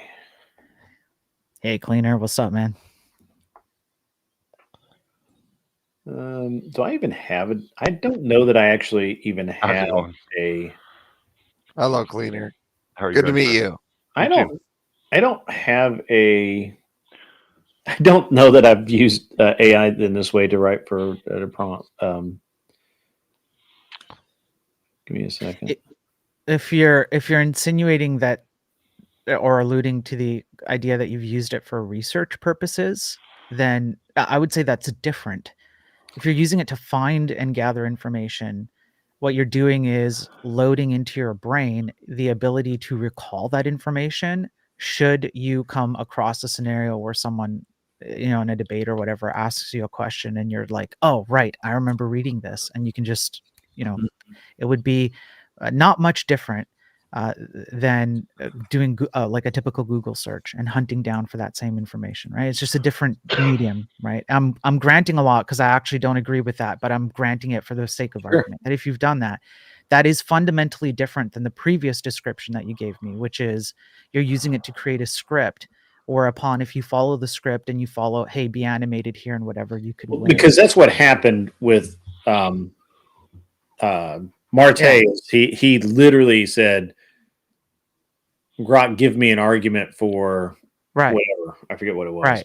Right. And that, I think this is the problem, is that, like I said, it takes away from the sport of it. It takes away from hearing or like watching someone's brain interactively come up with arguments right there on the spot in a creative, genuine fashion. You also have the problem of these AI systems do not have access to all the available data that is out there, despite what you might believe. Lots of people think AI is a search It's true. engine of all Very- data. No, Yeah. it's not. Mm. We have the laws of physics state that currently, given our hardware, when you type in a question like what's the best type of cat in the world, it's not going to go search through 8 trillion petabytes of data in one shot for every single prompt. That's insanity. We can't hold that, right? So what isn't it searching for? The data is there, but it's not searching through it in one single sweep. So what are you So- missing? You don't know, right? And you're going to get a different answer each time, and then et cetera, Yeah. right? Yeah, so I know that Admiral Gibbs is at what Anson just said about the one of the best uses is to have the AI argue against you, and Admiral Gibbs actually does that with Grok. He'll debate Grok, and he thinks he gets something out of that. I don't know how effective that is. I have not tried it, but for me, like I just did some research on the debate prompt, is the political left more violent than the right? So I literally wrote into my I use Grok, and I make sure that I give it the best chance of success. My prompt was research the debate prompt, is the political left more violent than the right from a constitutional conservative worldview and a center left worldview? Give anticipated arguments to be made by each worldview and their counters. And even at that, so then it gives me a bunch of stuff, right? And I didn't really like. I knew that there were holes there, and I said using current events, news articles, and headlines provide additional research for the constitutional conservative worldview. The left, or on the subject of left, I don't know exactly.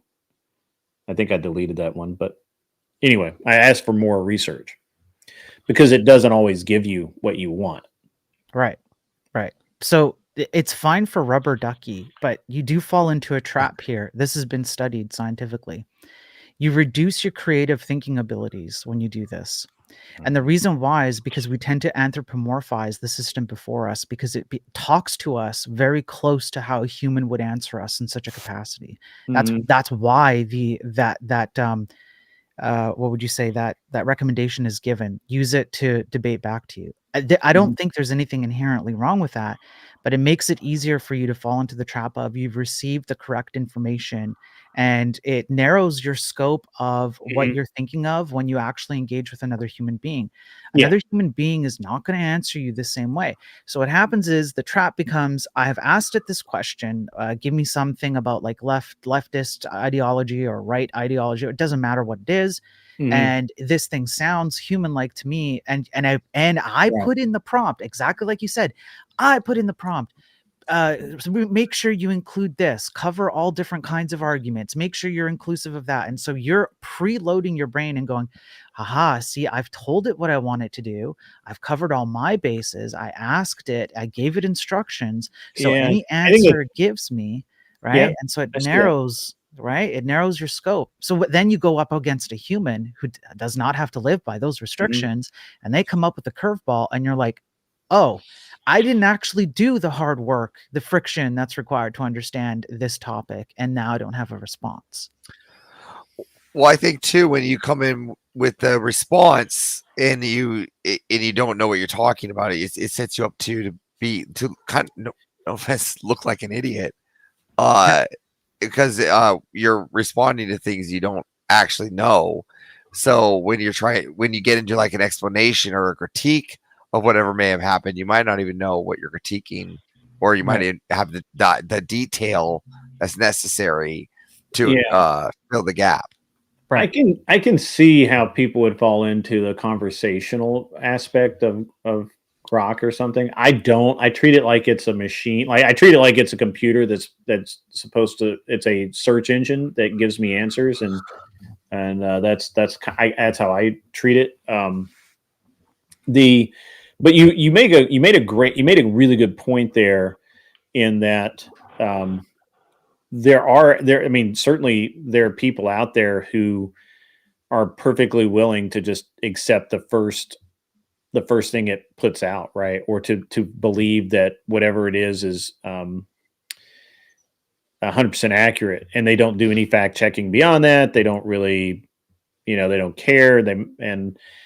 But I do kind of, I want to push back a little bit, because if you're using it in such a way that it is a research tool, and we see this with, I'm going to have to use an example. We see this with Radical Coder, Ryan. Ryan acts like he's treating AI as a search engine or a research tool, but he's not actually using it as a search engine or a research tool. He's asking it to provide the answer to his question, which it does, but often with made up facts or shit that never happened or papers that never existed. Well, and he falls into another thing with that I've identified a number of times, and I've let other debaters who are about to go up against him know ahead of time as well. Ryan will respond if you have a really good data or survey that you thought of and found outside the realm of the high click ad profile that Google has for, the things it'll show you, right? If you find a really good data source and he's like, you show it to him and he's, "Oh, well, I'll have to look at that data at a later time to review it." Rather than taking the loss on it, the AI will do the same thing there. And so you can actually chart out word for word or scenario for scenario. When an AI would say that, he will as well. Yeah. So yes. Okay. So on the one hand, I can not only do I agree with what you guys are saying, it is quite true that these systems get things factually incorrect and they hallucinate. These two things. Right. Yeah. That's it. Right. Well, they hallucinate because they're trying to give you what you want. Their goal is to they learn what you want. They learn your preferences. They learn the expected response you want. They're not they give it back to you. They're not necessarily trying to give you what you want, Grid. This is the conflation with AI that's going on right now. This is a massive conflation. So within Google, there is an algorithm that will give you search results that have nothing to do with what you searched for, or have a specific agenda behind the search results that you'll see, so that subconsciously you're getting a lot of stuff that's been information flood brainwashed into your head to make it more complacent, so it accepts these concepts, right? But it's not actually giving you the data you want. What Google cares about, and Chat Grope, or whatever you want to call it, what they care about is you coming back and using it again and again and again. So it actually has an incentive to not give you what you're looking for exactly, so you come back and use it again to try and get that information. So it actually has something in it that's built against you finding the information the first time. And I'll go even a step further, because I completely agree that they absolutely manipulate the living crap out of you. But let's say we take the charitable view and we say that they don't. Let's just assume they don't do that for a moment, which they do. They absolutely do. There's data to prove they do. That's right. FTC court cases. Yeah, it's Robert Epstein. That's right. Yeah. Okay, but let's take the charitable view. Let's say that they don't try and manipulate you. What you still have is a problem of the ultimate goal of, let's say, these machines is to give you an answer. That's a built-in, I guess you could call it a manipulation mechanism, to Cleaner's point. The intent here is that they need to give you something when they don't know the exact answer, in order to keep you encouraged to continue using it, because that's the positive feedback loop that they, I guess you could say, crave. That's like an anthropomorphic term, but that's the goal, right? So hallucinations tend to come from things that are true, but are basically pulled into contexts where they're not exactly a fit. And Mhm. so you'll often see this when, for example, science studies are attributed to the wrong authors, although the authors do exist. That's a hallucination, as opposed to it making up an author that doesn't exist, which is a factual inaccuracy, right? That's Sure. there's the differentiation, right? So you do have to be careful of that. And I know the argument here is, well, that happens in real life too. If I go to a library to go pick up a book and I go read, like, I don't know, whatever book about cars or science or something, I have to be concerned about the author of the book, bias, information manipulation, etc. The difference here is the ubiquitous nature and the mass proliferation of these systems to Mhm. provide you this information and make most people feel like they're getting the correct information. And then everybody becomes homogenized because they're getting a very limited set of information, as we have discussed the laws of physics. And so everybody starts digesting the same information or repeating the same information. That homogeneity issue has been studied quite extensively in tens of thousands of hours of YouTube, where lectures and professors in front of classes, they start using words like delve since 2022, the release of ChatGPT, because ChatGPT likes to use the word delve a lot, and the word delve makes a massive upturn in terms of scale in these studies. So you have a whole bunch of stuff where it's not necessarily that you don't escape it. Oh, it happens in real life too. Like, wherever I would go normally. Yeah, fine.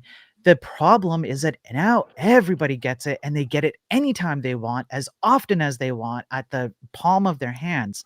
The traditional methods add friction, and Mhm. friction is a known positive component for two things. One, slowing down the rate of bad data getting exposed to people. You can slow it down because you can detect it and you can move faster than it can proliferate. And number two, Creative the thought. that's right. Your ability to understand the topic. This has been studied, for example, in like kindergartners, grade 8, grade 12, university students. When your kid comes home, they have that drawing and it's stick man. And you're like, okay, Johnny, like that's a great drawing. But for them, that friction of like having to apply their imagination to paper and manipulating their hand and putting, things down on paper and like applying that is a huge fundamental learning step for kids at that age, and that translates very well into adulthood. Friction is key to learning a topic. So then in the topic of debates, if you have gone through the friction of having to go through a bunch of information, you have to discern what's good and how much you're going to read, when you should stop reading, and all of that. You've applied a learning experience that then makes you far more versatile as a debater or a video gamer in Avarice's case, or a programmer in Cleaner's case, or whatever, right? Yeah, well, and I think that when you were talking about the hallucinated data, the hallucinated information, we've seen representation of this within the music world. There's I think his name's David Murray, but don't quote me on the name. It could be another name. I'm really bad with that, with the amount of things that I look at. So, but what he did was he asked Chat Groper to come up with a good setup for his bass setup, his MIDI, his equalizer, all these other things, right, within his studio. And it gave him a setup, and he was like, yeah, generally speaking, this would be an okay average setup, right? But then he asked it, where did you get the information for this? And it listed off a whole bunch of big name people who use very specific setups. But the thing is, these people have never done an interview where they've actually told any information about what these setups are. So nobody could possibly know what it is that they actually use for these setups, or how to set things up correctly based off of what they've done to create the perfect scenario for like electronic dance music, or for country music, or any of that, right? But whenever he delved deeper into it, he actually got it to admit it imputed this data based off of other people requesting the same data Yeah, and hitting the like button on that data. that's right. Yeah, That's where it got its result from. What people liked, not right. actual data. Not And actually. that hallucination thing is really important. Now, Yeah. when it comes to the ethics of it, I think we've got Spiro and Avarice. I don't know if y'all are as old gamers as I am or not, but I remember the days of Unreal Tournament before it went to Unreal Tournament 2000, and Are you when talking we about had Unreal Tournament when it was in the box? Yep, yep. Remember the green goo gun? You hold the button down longer, it'd shoot out, and be an explosion of green everywhere.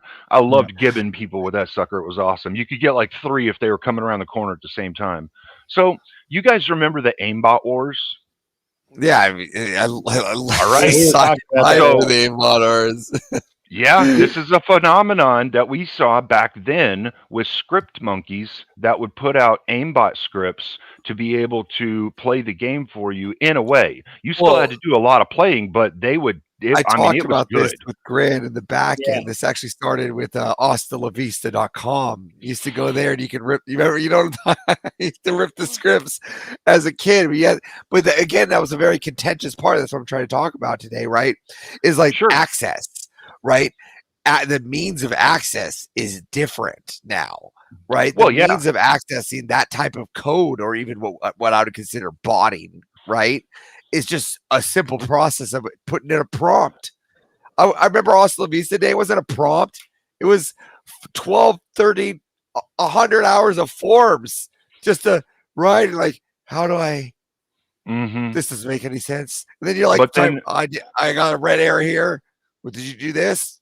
Yes. Yep. Did you do there this? was somebody there No. to help you with it, and there would like after that wave, we went through the HTML script, which came out that showed you could just click the little drop downs and tell it what you wanted, and it would write you an aimbot based off the current game version that you gave it, and it would bypass BattleEye, Cheat Engine, any of these, or anti-cheat, any of this crap, right? So the thing is that I'm getting at with this though, within that aimbot wars understanding that a lot of us older guys have that have played, we saw what will happen with the AI, and we're even seeing it today in some areas where the AI is being like Sparrow likes to point out, its ubiquitous nature, like its proliferation, how much it's being used within different areas of the world. Well, right now, people are using it tons when it comes to like creating videos, music, things like this, right? So there's a whole lot of AI music that's out there. Well, all right, so what we get to is a point within society where everyone is using these scripts to create shit, but they're not actually using their own mind, and the only there's no more pride of the game, so to speak. There's no more spirit to anything, so to speak. It's all, we're using AIs and AI scripts for everything to create this perfect scenario Well, I that we think all that want to takes be it a part another of. step further, right? That's just, we're also losing artistry. Sure. Right? You're losing artistry. You're losing to master something, to master a game, to master painting, to master architect. And it was even this way with modern art when we subverted it. We knew we couldn't do nice Victorian Italian paintings, so we subverted it into modern art, ugly art. And the same way as like it subverts it to ugly, it subverts it to whatever we want it. So like now everybody's a fucking Ghibli. I mean, I can't go anywhere without seeing someone a stupid Ghibli, right? And now it's like just everything's just there's no finesse to it. There's no more animators and people doing the job. But that takes us to the ethical question, right? Which I think is the paramount question right now that humanity's going to have to approach and start dealing with. This is something that doesn't get talked about enough.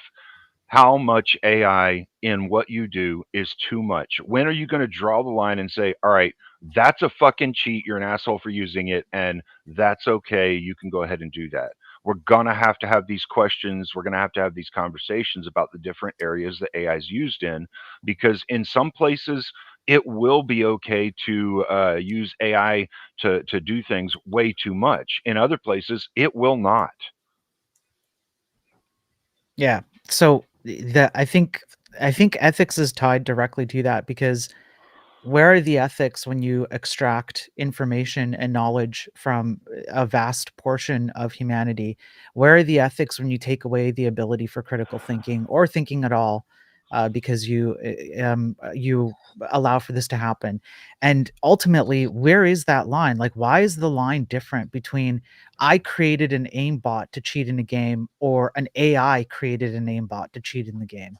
Like, are these two things actually different? What's the actual difference between I had a bunch of answers pre-chewed for me from a debate master who knows a particular topic versus an AI that does the same thing?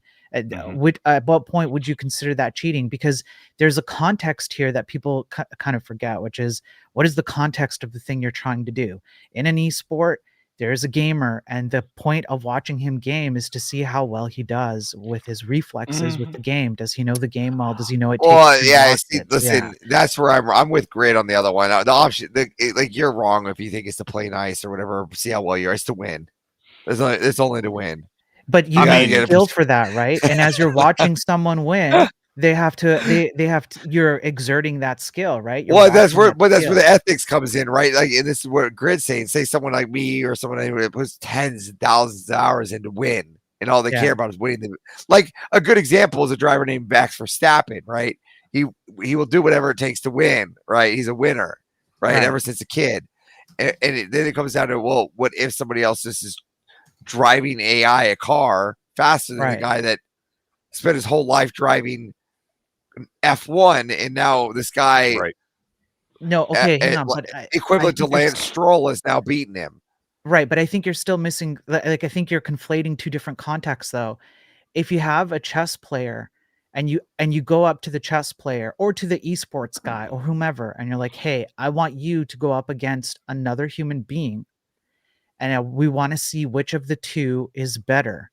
There's an implied consent there, or an implied context, where it is your skill versus their skill, and you know it's cheating. You don't like it if the chess player goes up another human player, and you later find out that the second human player used an AI to play the game without explicitly saying so. You feel that's cheating. It would be the same thing as in esports, that gamer, if you found out Yeah, later was using AI, it's the- you'd be like, "Hey, you cheated," because there's an implied context. Yeah, but I think what we're skipping over here is the prescription, right? Of how do you fix it, right? How do you, so when you look at this perspective, I think that we have to look at what's lost and what's not. I think that anything in a non-competitive level, like on a general playing field, is just complete loss.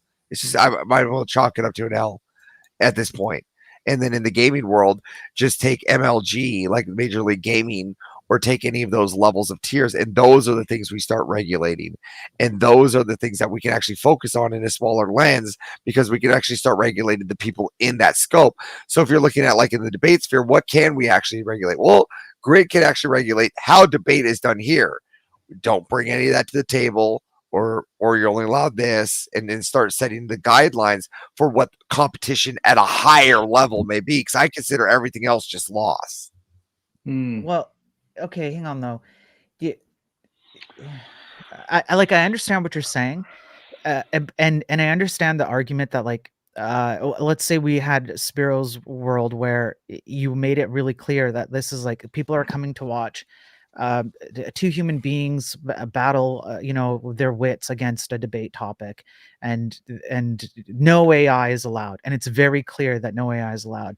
And so I think you're alluding to, well, how on earth would you regulate that? Like, what are you going to do? Like, watch them, as they do debate prep, right? Like, how does that work? Well, I think that there is such a thing as social shaming. I think we've been doing it for a long time, and we go with the old methods that we've been doing for a very long time, which is make it clear. Yes, I think that is how you regulate it. That's exactly how you regulate it. You say, look, we know that these systems exist. We can't really, like I said, what are we going to do? Hang out in your house and watch? We can't stop you from using it in certain cases. So where we can't do that, we make it really clear that if it's found out that you're using these systems, you have broken the contextual contract of the nature by which this event is supposed to take place, because it breaks the trust of the people you've invited to participate in said event. And this is just naturally true. That's where We've the been doing this ethics for a long arguments time. come in. Right. That's Yeah. exactly right. Yeah. So all of the, and that's why I really didn't, I mean, the contextual arguments and or descriptors that you were giving, and the way in which it works and all of that, I don't have any real challenge to any of that. My only concern, honestly, is with the ethics of it, and to some degree, it's it's one of those where I teeter totter on it. Normally with an ethical or moral dilemma, I can I can nail it down which side I'm on. But on this one, I not only can I see both sides, I can make good arguments for either side, I think. And so And that's exactly what it is, right? Where everybody can make strong arguments on all sides. So you have to go down to what is it that. So in this case, it's my preferences. I'm going to be honest. Yeah. I mean, it really boils down to it. At this point, regardless of where your stance is on it, it's No, my preference. actually, I disagree. Yeah. I agree that it's your preferences, but I disagree that it's my preferences. I am basing it on objective scientific studies that demonstrably show that your use of these systems leads to all kinds of catastrophes, potential catastrophes, or things that we would consider not worthy of even our time.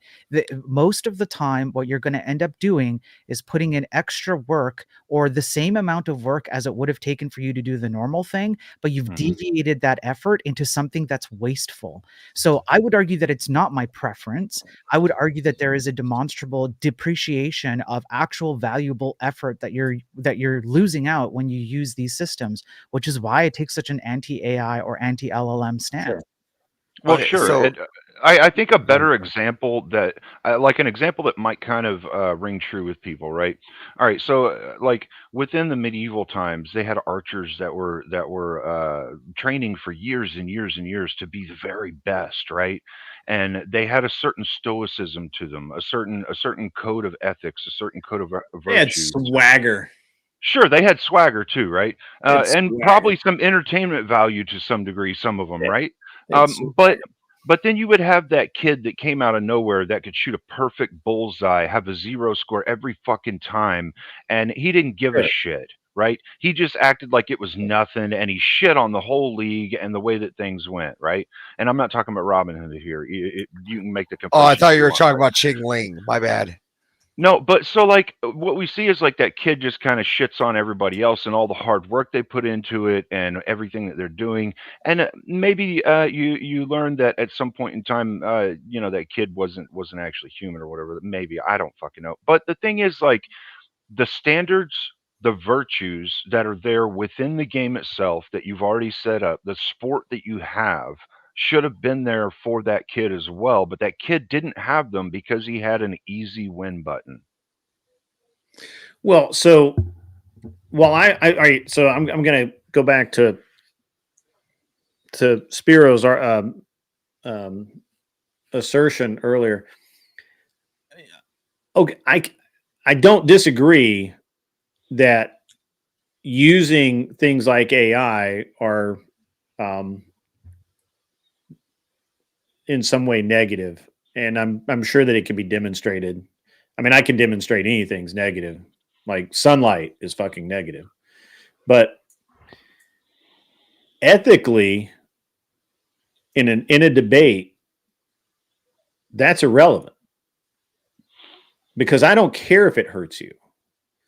I don't think that it comes into play whether or not it makes you dumber down the road, because what your goal is you know down the road is irrelevant. What you're working with is right now today, and so I believe that at that point it's just a preference that you don't do it that way because it's taking the easy way. It's the low road instead of the high road. It's it's getting the kid that can literally, that for whatever reason has the best hand-eye coordination that's ever existed to be the 3-point shooter in a basketball game, instead of picking the guy who actually missed or who actually got fouled, right? Like that's what it is, right? You're going to do that. There's no coach on the planet that wouldn't put the kid who hits a 3-pointer 97% of the time in when somebody gets fouled to shoot that foul shot, right?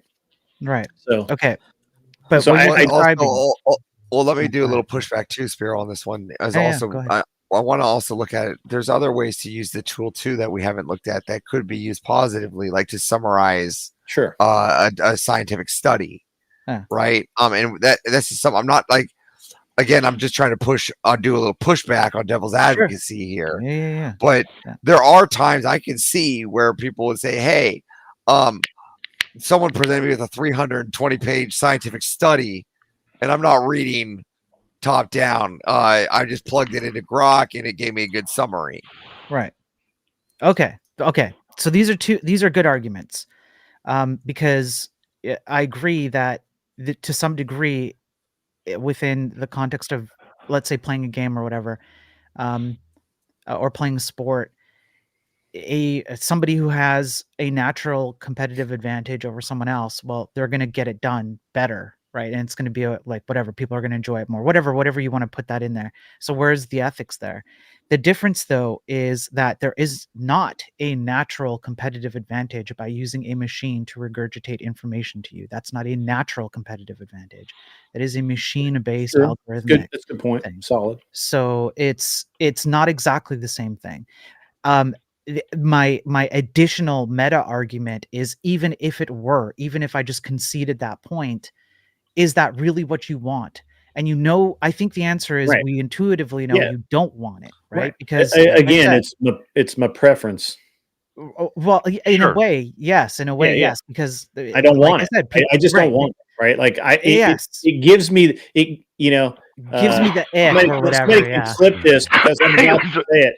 Fucking say the ick. Gives me the ick when I listen. Yes, clip it. But it goes deeper when somebody than that. is sitting there so when I can tell somebody who's making a solid argument in a debate, or they're giving a speech, and they're giving a solid speech, and then the syntax goes bad, right? Because it's a fucking machine writing it, and not a human being that understands that this is the way we actually talk. It just ruins it for me. It ruins the experience. Yes. And it's the same thing with the books that these red pill guys are writing, right? Where they fucking load all that shit into an AI, and it spits out 40 or 40 pages a chapter for 10 chapters, and they sell their 400-page self-help book. Right? Like I get it. I understand it. AI is a thing. It can write a book for you. But when when you try and read it, it's like third grade level nonsense to me. Right. Like I read it, and if I get 5 pages into some of these books, I'm like, oh my fucking God, did I wrote better than this in 6th grade. I mean, come on, help me out here. So it really does, just when I hear it, when I see it, it's a little tiny bit of crushing of my soul. Yes. It's a betrayal. And I don't like it, right? Yeah. Now, is it wrong? I think so. Could it be argued successfully that it's not wrong? Absolutely. No. I honestly don't have a solid argument that it is in fact wrong. I do. But that is the argument. You just made it. I do. I'll give you the argument. I'll give you the argument that'll make you think, actually, Grid. All right. So I like to think. Look at it like this. So within the realm of dating and marriages, right? We allowed for women to have this instant gratification and caring about happiness index more than what it is to be married to somebody, the long-term goals of it. And the system itself became eroded and more complacent to it, and over time gave into that. So the system itself changed. So when we allow this thing that might give someone instant gratification, we are eroding the systems that we created, that we hold other people to, that we hold them accountable for things in different ways. And we no longer hold the same amount of accountability for the person who is using a cheat, so to speak, or something like that, to have their instant gratification moment. It's the same erosion of our ethical system and our virtues within our society as far as marriages, when we start allowing these things to happen in our personal realms of, like, debate, racing, things like that. And I agree. Yes, I 100% agree. And I also think that on top of that, well, actually, it kind of goes into what you were saying. I think you made the argument, and that the argument is smuggled into it, what you were saying is that there is a contract that is agreed upon by everyone when they enter into a participatory agreement to watch an event unfold. And that contract is unspoken by default, but you know it to be broken because you feel cheated or betrayed or soul crush or whatever when you realize someone cheated during the participation of that event. So there is something that is ingrained that's more than just preferences. Because it becomes a contract everyone agrees to. I guess one way you could argue it is group preferences, perhaps. I could see an argument for that. But individual preferences, though, I don't think so, because that's not how we behave with any other context of any other competitive sport, including debates, when you see cheating. They wouldn't allow robots in the Olympics, pretty much. You wouldn't even be Olympics. What the hell would be the point? It betrays the entire premise of the Olympics. The Olympics has a contract baked in that's not explicit because it's implied. Everybody just knows, right? Right. You see humans compete at peak But performance. wasn't it just? It was only just like 10 years ago, maybe, that the blood doping thing they gave up on because they can't police it. They can't prove it. I'm not sure about that, but if that's true, that it all it does is point the light at continued betrayal of an implied contract. Yeah. Great. Every time you say something more doomer, I feel like that guy in the video. We're fucked. We're just fucked. I mean, I get the point. I just think that, when you have an organization like the Olympics say, yeah, blood doping, EPO, we can't police these things. I get what you mean. So when they can't police it, even though they know it's going on, right? Like I personally think that, they can to some degree police it. But if somebody's red cell count is like super high, right? How do you know they just haven't been eating a shit ton of liver, right? Like, you can't say exactly that they're on EPO or blood doping, one of the two. Blood doping is literally taking their own blood and then just putting it back in later. And they just can't. They've decided. I believe the Olympic Committee has finally decided they just can't police it accurately, and so they can't. That's fair. That's fair, though. But that's where, like, and that's where I think we're at with. That's where I honestly believe we're at with a lot of this AI stuff. I don't think that you can police it very accurately. Obviously we were able to catch one, but I've caught a bunch. But when we get down to it, I think it's going to become more prevalent. Now, hopefully, I'm hoping that Spiro is correct, that the more people use it, the more obvious it is they're using it, right? Like because to be honest with you, actually debating is a kind of a rare skill. Like, being able to argue effectively is not something everybody's capable of doing. And so there's a lot more that goes into debating rather than just, reading off of a script. But yeah, I don't know. It's very interesting. It's very interesting. Well, I think the thing is, like, when you're talking about the Olympics, right? I understand that for the Olympics, they may not have a lot of third-party support coming in order to find ways to combat this blood doping or any other cheat that somebody comes up with. The thing is, when you have a standardization of ethics and virtues and you hold to that, you have a community around you, much like here with the debates, like, at times, I've mentioned it to you before, and you've asked me about it before. Do you think this guy's using an AI or whatnot? And I'll let you know. It's very similar. I need a little more evidence, but I've got my eye on that person as well, right? Because you can see it to a degree. Now, eventually, as far as I can tell so far, I've caught everyone I actually suspected of using AI, right? So because there are certain things AI uses in its text prompts, like the M dash, things like that, the odd system where it throws out odd amounts of arguments that cling in people's minds, the different metrics it uses to try and brainwash people or different things like that, right? I have a whole Excel spreadsheet with breakdowns on what I watch for, depending on the different AI. I can even narrow it down to the version. I've gotten really good at it. So Cleaner. you'll It's get guys easier like than that. me. The thing is, what I'm getting at is you'll get guys like me in your orbit, in your area, that'll help hold you to people to those standards. Now, maybe the Olympics doesn't have that, and that's a good example of where society has failed because not a lot of third party has been allowed to go in there and just research the shit out of how they can try and combat this blood doping or any other form of cheat.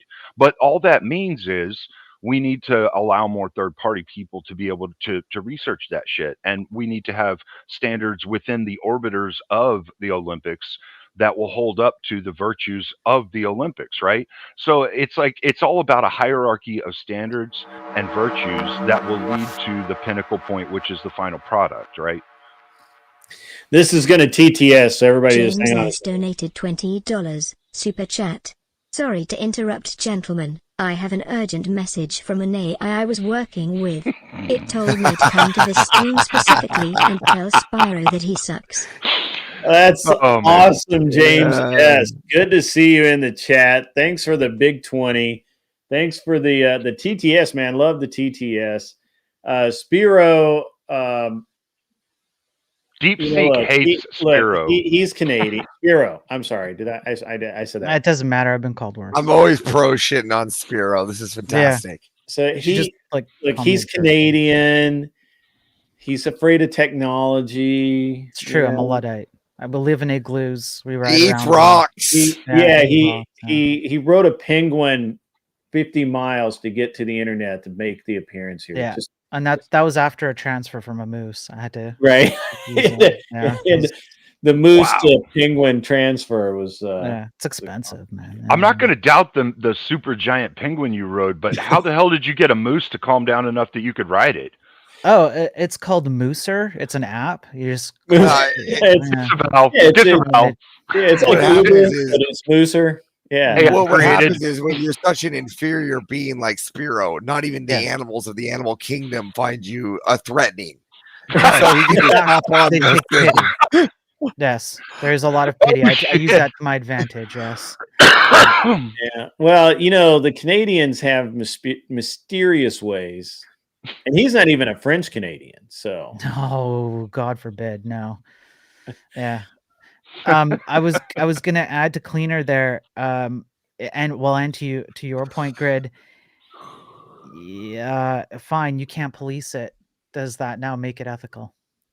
No, I don't. I didn't. Yeah, I don't think it makes it ethical at all. I don't. I mean, the ethical part of it to me is that I think that everybody, if we're going to talk ethics and more and with that, some morality, obviously you're free to use whatever resources you want, but you use your own brain to make the arguments.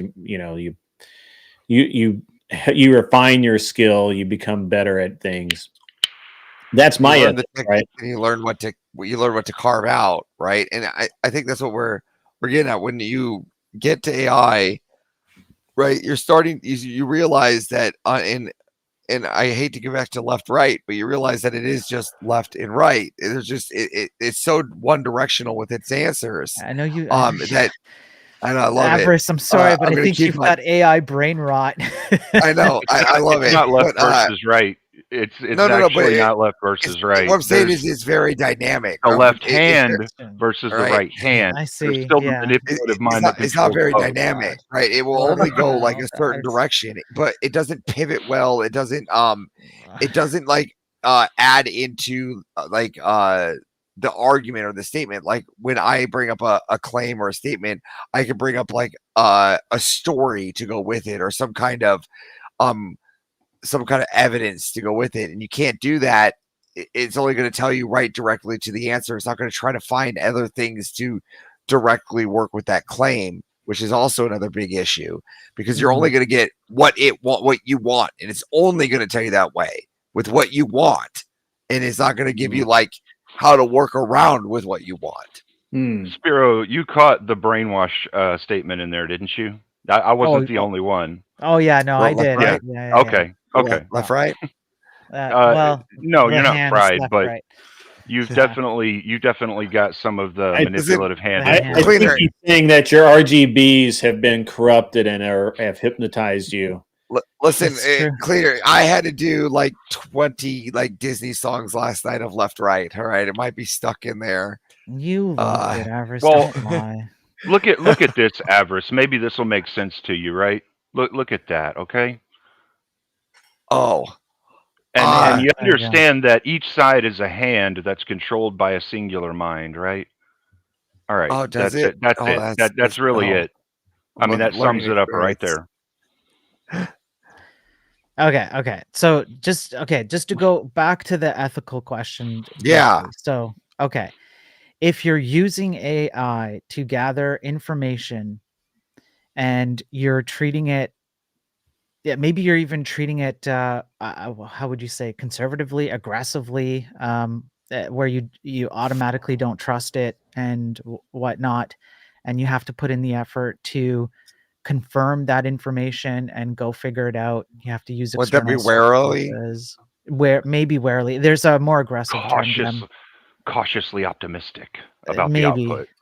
I wouldn't even go that far, but I mean, sure, right? But as long as you have an awareness that like this thing might tell you something that's just legitimately not true, then it's not far off from what you would do in real life, where you would have to go and apply some of that questionability to information you get in real life.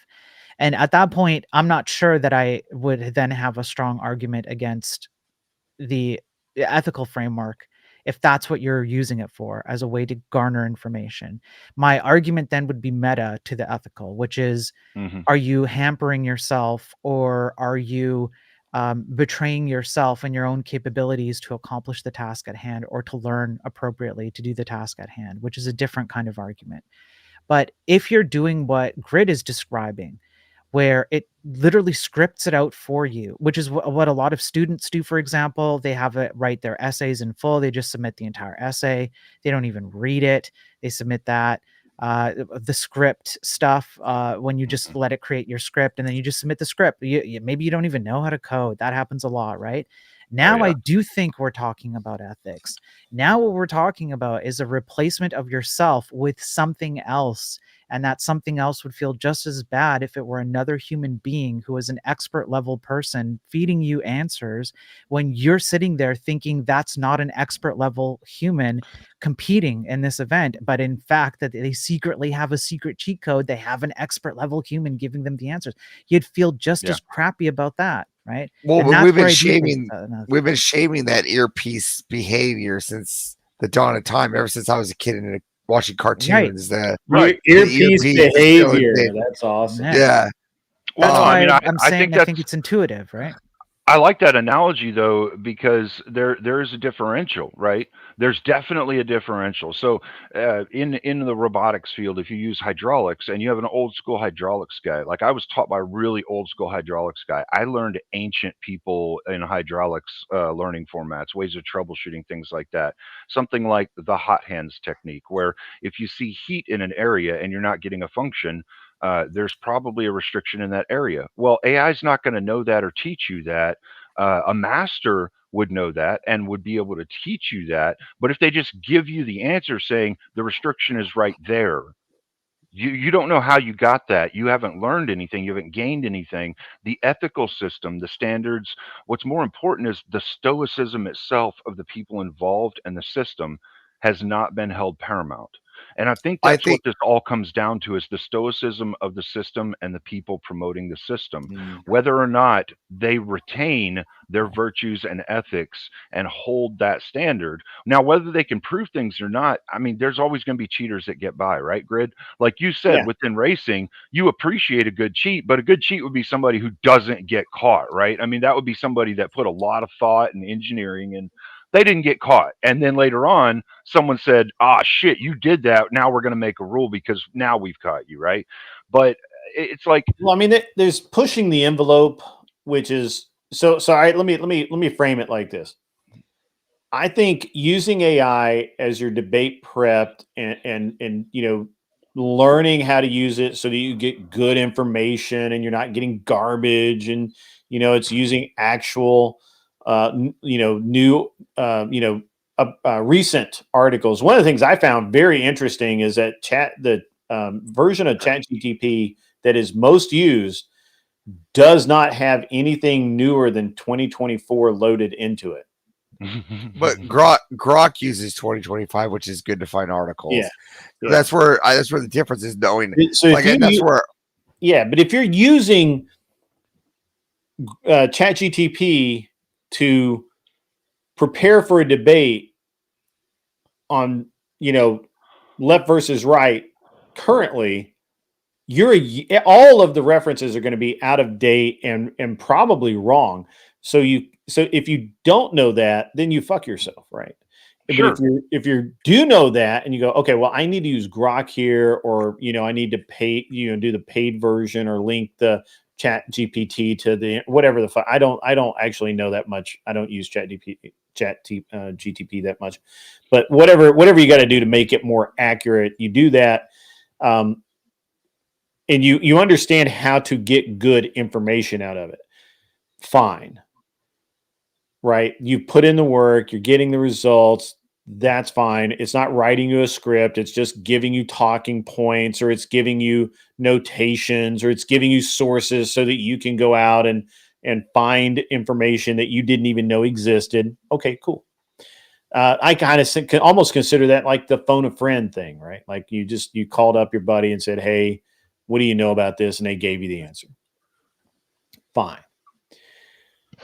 The ethical issue I have is if you're trying to use it to literally write a script, as Spiro and I have gone over a couple of times, where you don't actually know the information, you don't, and you don't practice it. And honestly, even if it wrote you a script and you read it and you went out and you looked up the citations and you put the work in again, okay, I have less of a problem. I mean, still I have a little bit of a problem with it, but I have a less problem.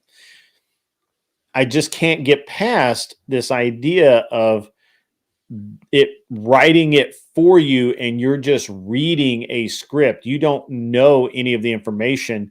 You don't know what, you don't know what you're talking about effectively.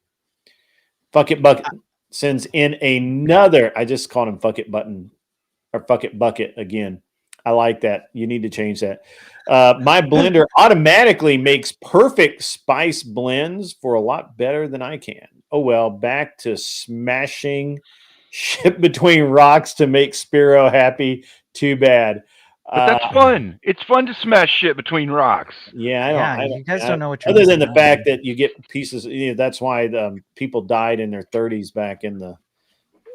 Yeah, but think about the lives they live, the adventure, the excitement, right? With no teeth, because the rocks in their food, the granularity of the rocks in their every meal tooth could be your last sanded meal. their teeth down to thrill. nothing, and they couldn't chew their meat anymore. Look at what we took away from You know humanity. what you have to look forward to then is the last year of your life eating soup and mush. Yeah, but at least they didn't have to worry about toothpicks and toothbrushes. Don't worry. If you guys are worried about him, I got him some nice In-N-Out that's a week old for when he arrives in Nashville. Perfect. I've been having it in the fridge. Yeah, fortunately, we are getting In-N-Out here in Tennessee.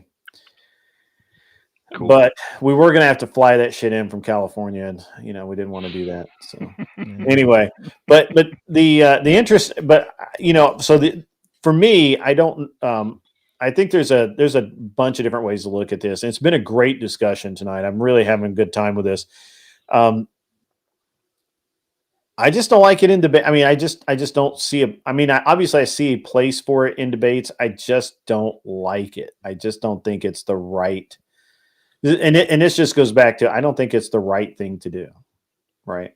I don't care. Again, I understand Spiro's point about it making people stupid. honestly, I think most people are stupid anyway. So it's not. I mean, you're not talking. It's a low bar. It's a low bar, Spiro. Come on. I mean, they were already. I mean, what are you Sure, but talking about like, losing 2 IQ points, man? look, actually, I'm gonna go debate bro on you right now. Then your argument is we want to make them more stupid. Is that really your counter?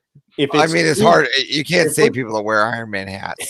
Are you okay? Look, I can see. So if the difference is that they wear Iron Man pajamas, and next week they're going to wear Star Wars pajamas, I'm okay. Okay, I'm okay. I feel like that's a win. Okay, I feel like that's a win. That's the takeaway. I regret. They lost 2 whole. They lost 2 whole IQ points. I regret. I don't feel like we lost anything here. I feel like we're not lost. So if we can, if you're going to tell me that they're going to lose, 20% of their IQ and drop down to like 82 or whatever, which is what 81's like considered impaired, right? If I knew, you can't call it retarded anymore. You have to call it impaired, right? 60. No, I just call it Spiro. Oh, yeah, you could. Yeah. Oh, yeah. I wouldn't wake take up that. every morning, and that's what my wife. Listen, if I knew that the last half of Grid's I'm a list to communist, shit on Spiro, come Spiro, on. I'd be here every Thursday. I'm just gonna say I don't even think we're talking to Spiro. I think it's Jarvis. You fellow human, you cannot prove that. It's Vision with a beard, folks. It's Vision with You can't. Look. I too have feelings as a human being. Clearly, much like yourselves, fellow humans. So just. Shit. He's not Jarvis anymore. He's Vision now. Yeah, he's gone. Vision. He turned into the feminist version of Jarvis. He's Vision now. Well, I mean, he's at least he's a little bit more masculine than EOD, so I can give him that. Sure about that? I went there. Sure. I didn't realize we had a bearded Captain Marvel here. Processing.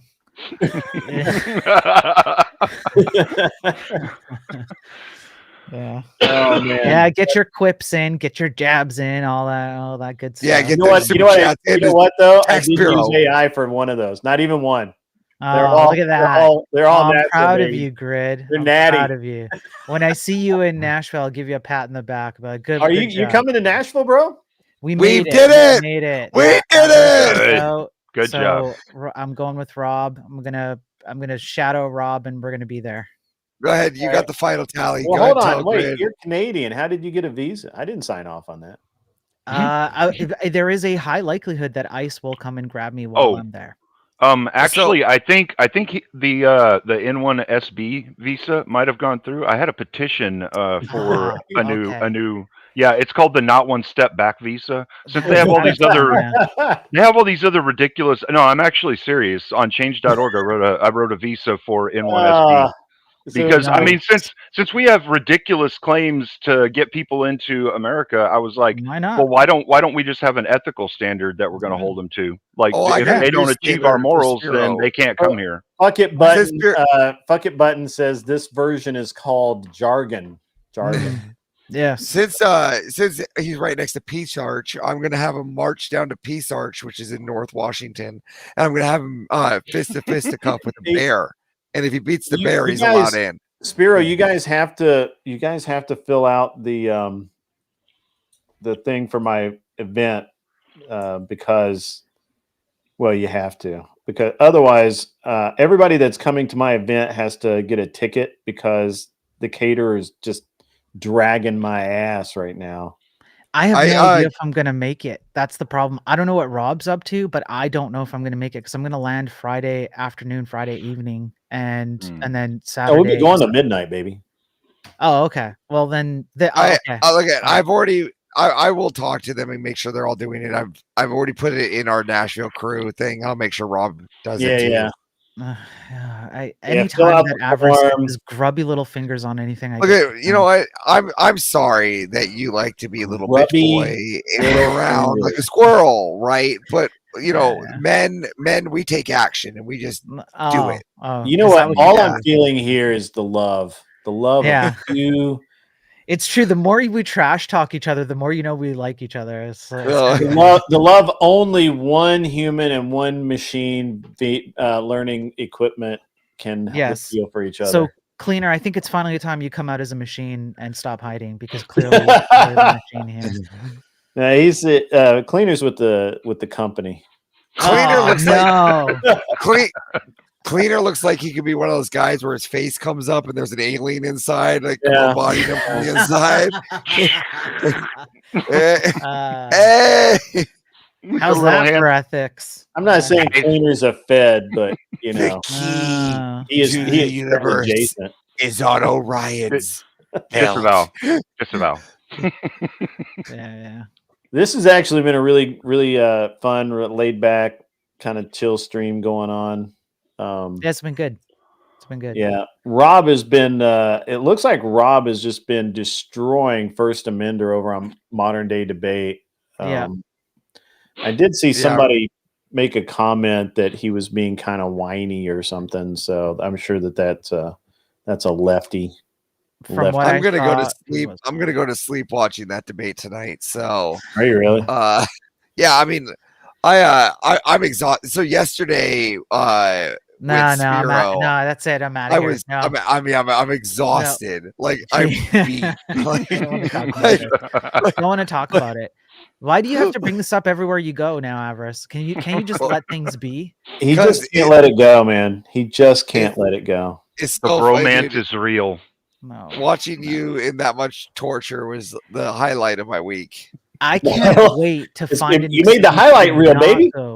Yeah, I mean, I can't wait to find an excuse to not go to DebateCon. Grit, I'll make sure you get it. We clipped Spiro singing Disney music. It's deep fake AI.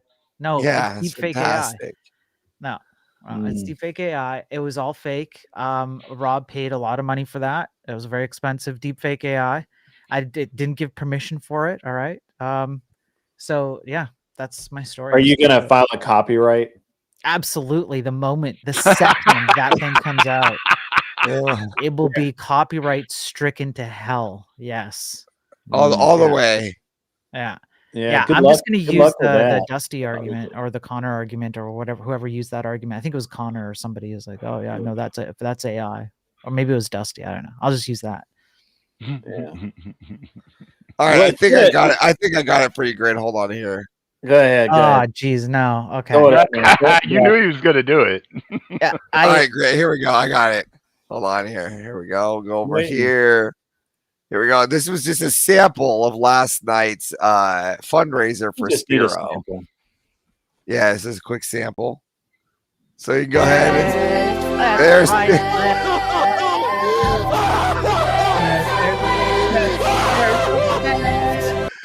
So there's a quick sample of last night. So you can see we're gonna have he fun was with that empowered there. No. I feel like Rob had a new career. And Rob instigated that? Rob instigated that one? Oh yeah, with Avarice. Oh, I think I'd like to have a beer with Rob. Why? What's the appeal here? I don't hilarious. Even sing that well. You it's guys hilarious. It's like oh man, that guy, he's such a good singer. It was amazing to hear him sing. No, nobody wanted this. Who wants this? If I ever meet Rob in person, I'm buying him a beer for that. Yes, alone. Let's encourage him to do more of it. Unbelievable. Yes, let's do. Well, all you have to do is let Rob know that just keep letting Avarice go up to harass Spiro, and it shall continue. No. I think at this point, maybe it's time that I take my talents elsewhere. Whatever shall you do without me? Yeah. You how about go, that, Queen. Wow. That's as a fellow human, I accept this premise. That's hurtful. Yeah. I couldn't help it. I accept. I don't know. I mean, I don't know if you can come back from that one. I can't. I just have accepted my fate. There is no coming back, and now I'm just leaning into it. What else can you do? Damn. Now you're gonna have to go hardcore on everyone needs AI. Yeah. You know what? I have often thought that I would probably make a very good debater for the pro AI stance, because I have a lot of pro AI arguments that nobody has picked up on yet. But I don't want to. I don't want to take that because I don't want to give Don't. away the secrets. Oh, bro. Wait. Don't. So we're clear. Spiro has lost all AI debates against Avarice in the Foundry. And exactly I've also 0? done to Got say it. I love AI, which we've got Mhm. that clip too. Yeah, but I sold myself out for money. You didn't offer me any money, so I beat you at those debates for free. What are you talking about? I've beaten you in every debate. Don't you know I can't lose a We've debate? had no debates. I Disavow. just hallucinated you, and you Yeah, this is accepted all it. disavowed. Congratulations. You're like it's funny when little girls talk about how they like try to demasculate Wow. men, but it doesn't Wow. happen. We All are in right. kind Like of pickle right you now. clearly have let's just ask a simple question. Grid, Sure. you may be able to answer this question with me too. Sure. How do you Can't wait. think Spiro was able to buy his ticket to Nashville? Was it A, musicians, or B, AI music? I think that's a false dichotomy. I think he did it dancing on the ceiling to Lionel. How do you like that? How do you like that, Avarice? Was that the right Yeah. answer? I feel Do we like that's agree the that right AI paid your plane ticket all the way to No. Nashville and No. home? No, I take the cleaner stance because cleaner's argument is that AI is trained on actual musicians' songs. Therefore, when you do the complete reducibility of the entire thing, I was paid by musicians. Therefore, I Oh, win again, Avarice. That's This- right. this That's is why I'm the hurtful. Andrew Wilson of AI debates. I am even unstoppable and even undefeatable. Grid finds This is this hurtful. This is This is painful. hurtful. Hey, I'm going to save you, Spiro. I'm going to save you, guys. I'm going to let you guys have your final words. I'm going to give a final word, and then we're going to raid over to Marte, who is the source of GROKGATE and who is still streaming. And I'm going to, I'll probably chat with him for a few minutes, maybe, and then I'm going to go to bed. I'm going to get up early in the morning, which it's Saturday, so that is also hurtful. It's hurtful to get up early on a Saturday, a perfectly good Saturday, mind you. But yeah, let's hear give us some last words there, Spiro. Sure. Yeah, I was gonna say I should go first so that these guys can have the last word because they deserve it more than I do, and I do genuinely mean that. I do mean that because these guys are awesome. Despite how much we trash talk each other, you guys are great. I'll just say that there is an abundance of ethical questions around these AI systems. There is, however, also at the very least a modicum of positive use cases, including stuff that skirts around ethical considerations. I would just encourage people to be careful how they use it, to try and be more informed about how it operates, to make sure that they retain cognitive sovereignty. I think that's the most important message I can send out there. Don't please don't become lazy. The last thing we need is to have people, well, like we said, people who are already stupid to become more stupid, but unfortunately also people who are smart to become less smart because they hand over their cognitive sovereignty to these things. Don't fall for that trap. Be aware of what you're using. And I thank you, Grid, for having me on. Thank you, Cleaner. absolutely. You're awesome. And Avarice, you suck. And I hope I never get to talk to you at Nashville, not even once. Not one step back, except for Avarice. He sucks. Bye. See ya, Spiro. Stay safe, sir. Bye. All right, Cleaner, go ahead, man. Only thing I really want to say is to people's subconscious. Your conscious minds, turn the fuck off. Don't listen to me. Subconsciouses, control your people better. Information flood brainwashing is definitely affecting your people. Don't let it do that. Have a good night and stay safe. Solid. All right, Avarice, what do you got? Hey, no, thank you for having me on. It's a pleasure. Always show appreciation to Grid. Get those donos out. Keep them coming in. Want to see me back here? Throw out more donos. Let them know. If you want to see me or find me, I'm in the Foundry or primarily on Rob's show or here. So have fun. Be safe tonight. Thanks for the time, Grid. Thank you very much for coming on, Avarice. I really appreciate it. All right. And ladies and gentlemen, it's been a great show. Actually, very informative, and it was. I think this is going to be a good one. I hope Emmett gets some good clips out of it. If not, c'est la vie. I'm going to raid you guys over to Marte, who was the source of this tonight, and we're going to, and maybe I'll chat with him for a few minutes, maybe not, maybe I'll just go to bed. You guys have a great rest of your evening. Be safe out there, and we'll see you in Nashville. Remember, if you need the link, get it from me. Register, get your ticket so that I know that you're coming and I can provide food for you. So, and as always, be cool. Wear glasses if you need them because they're important. And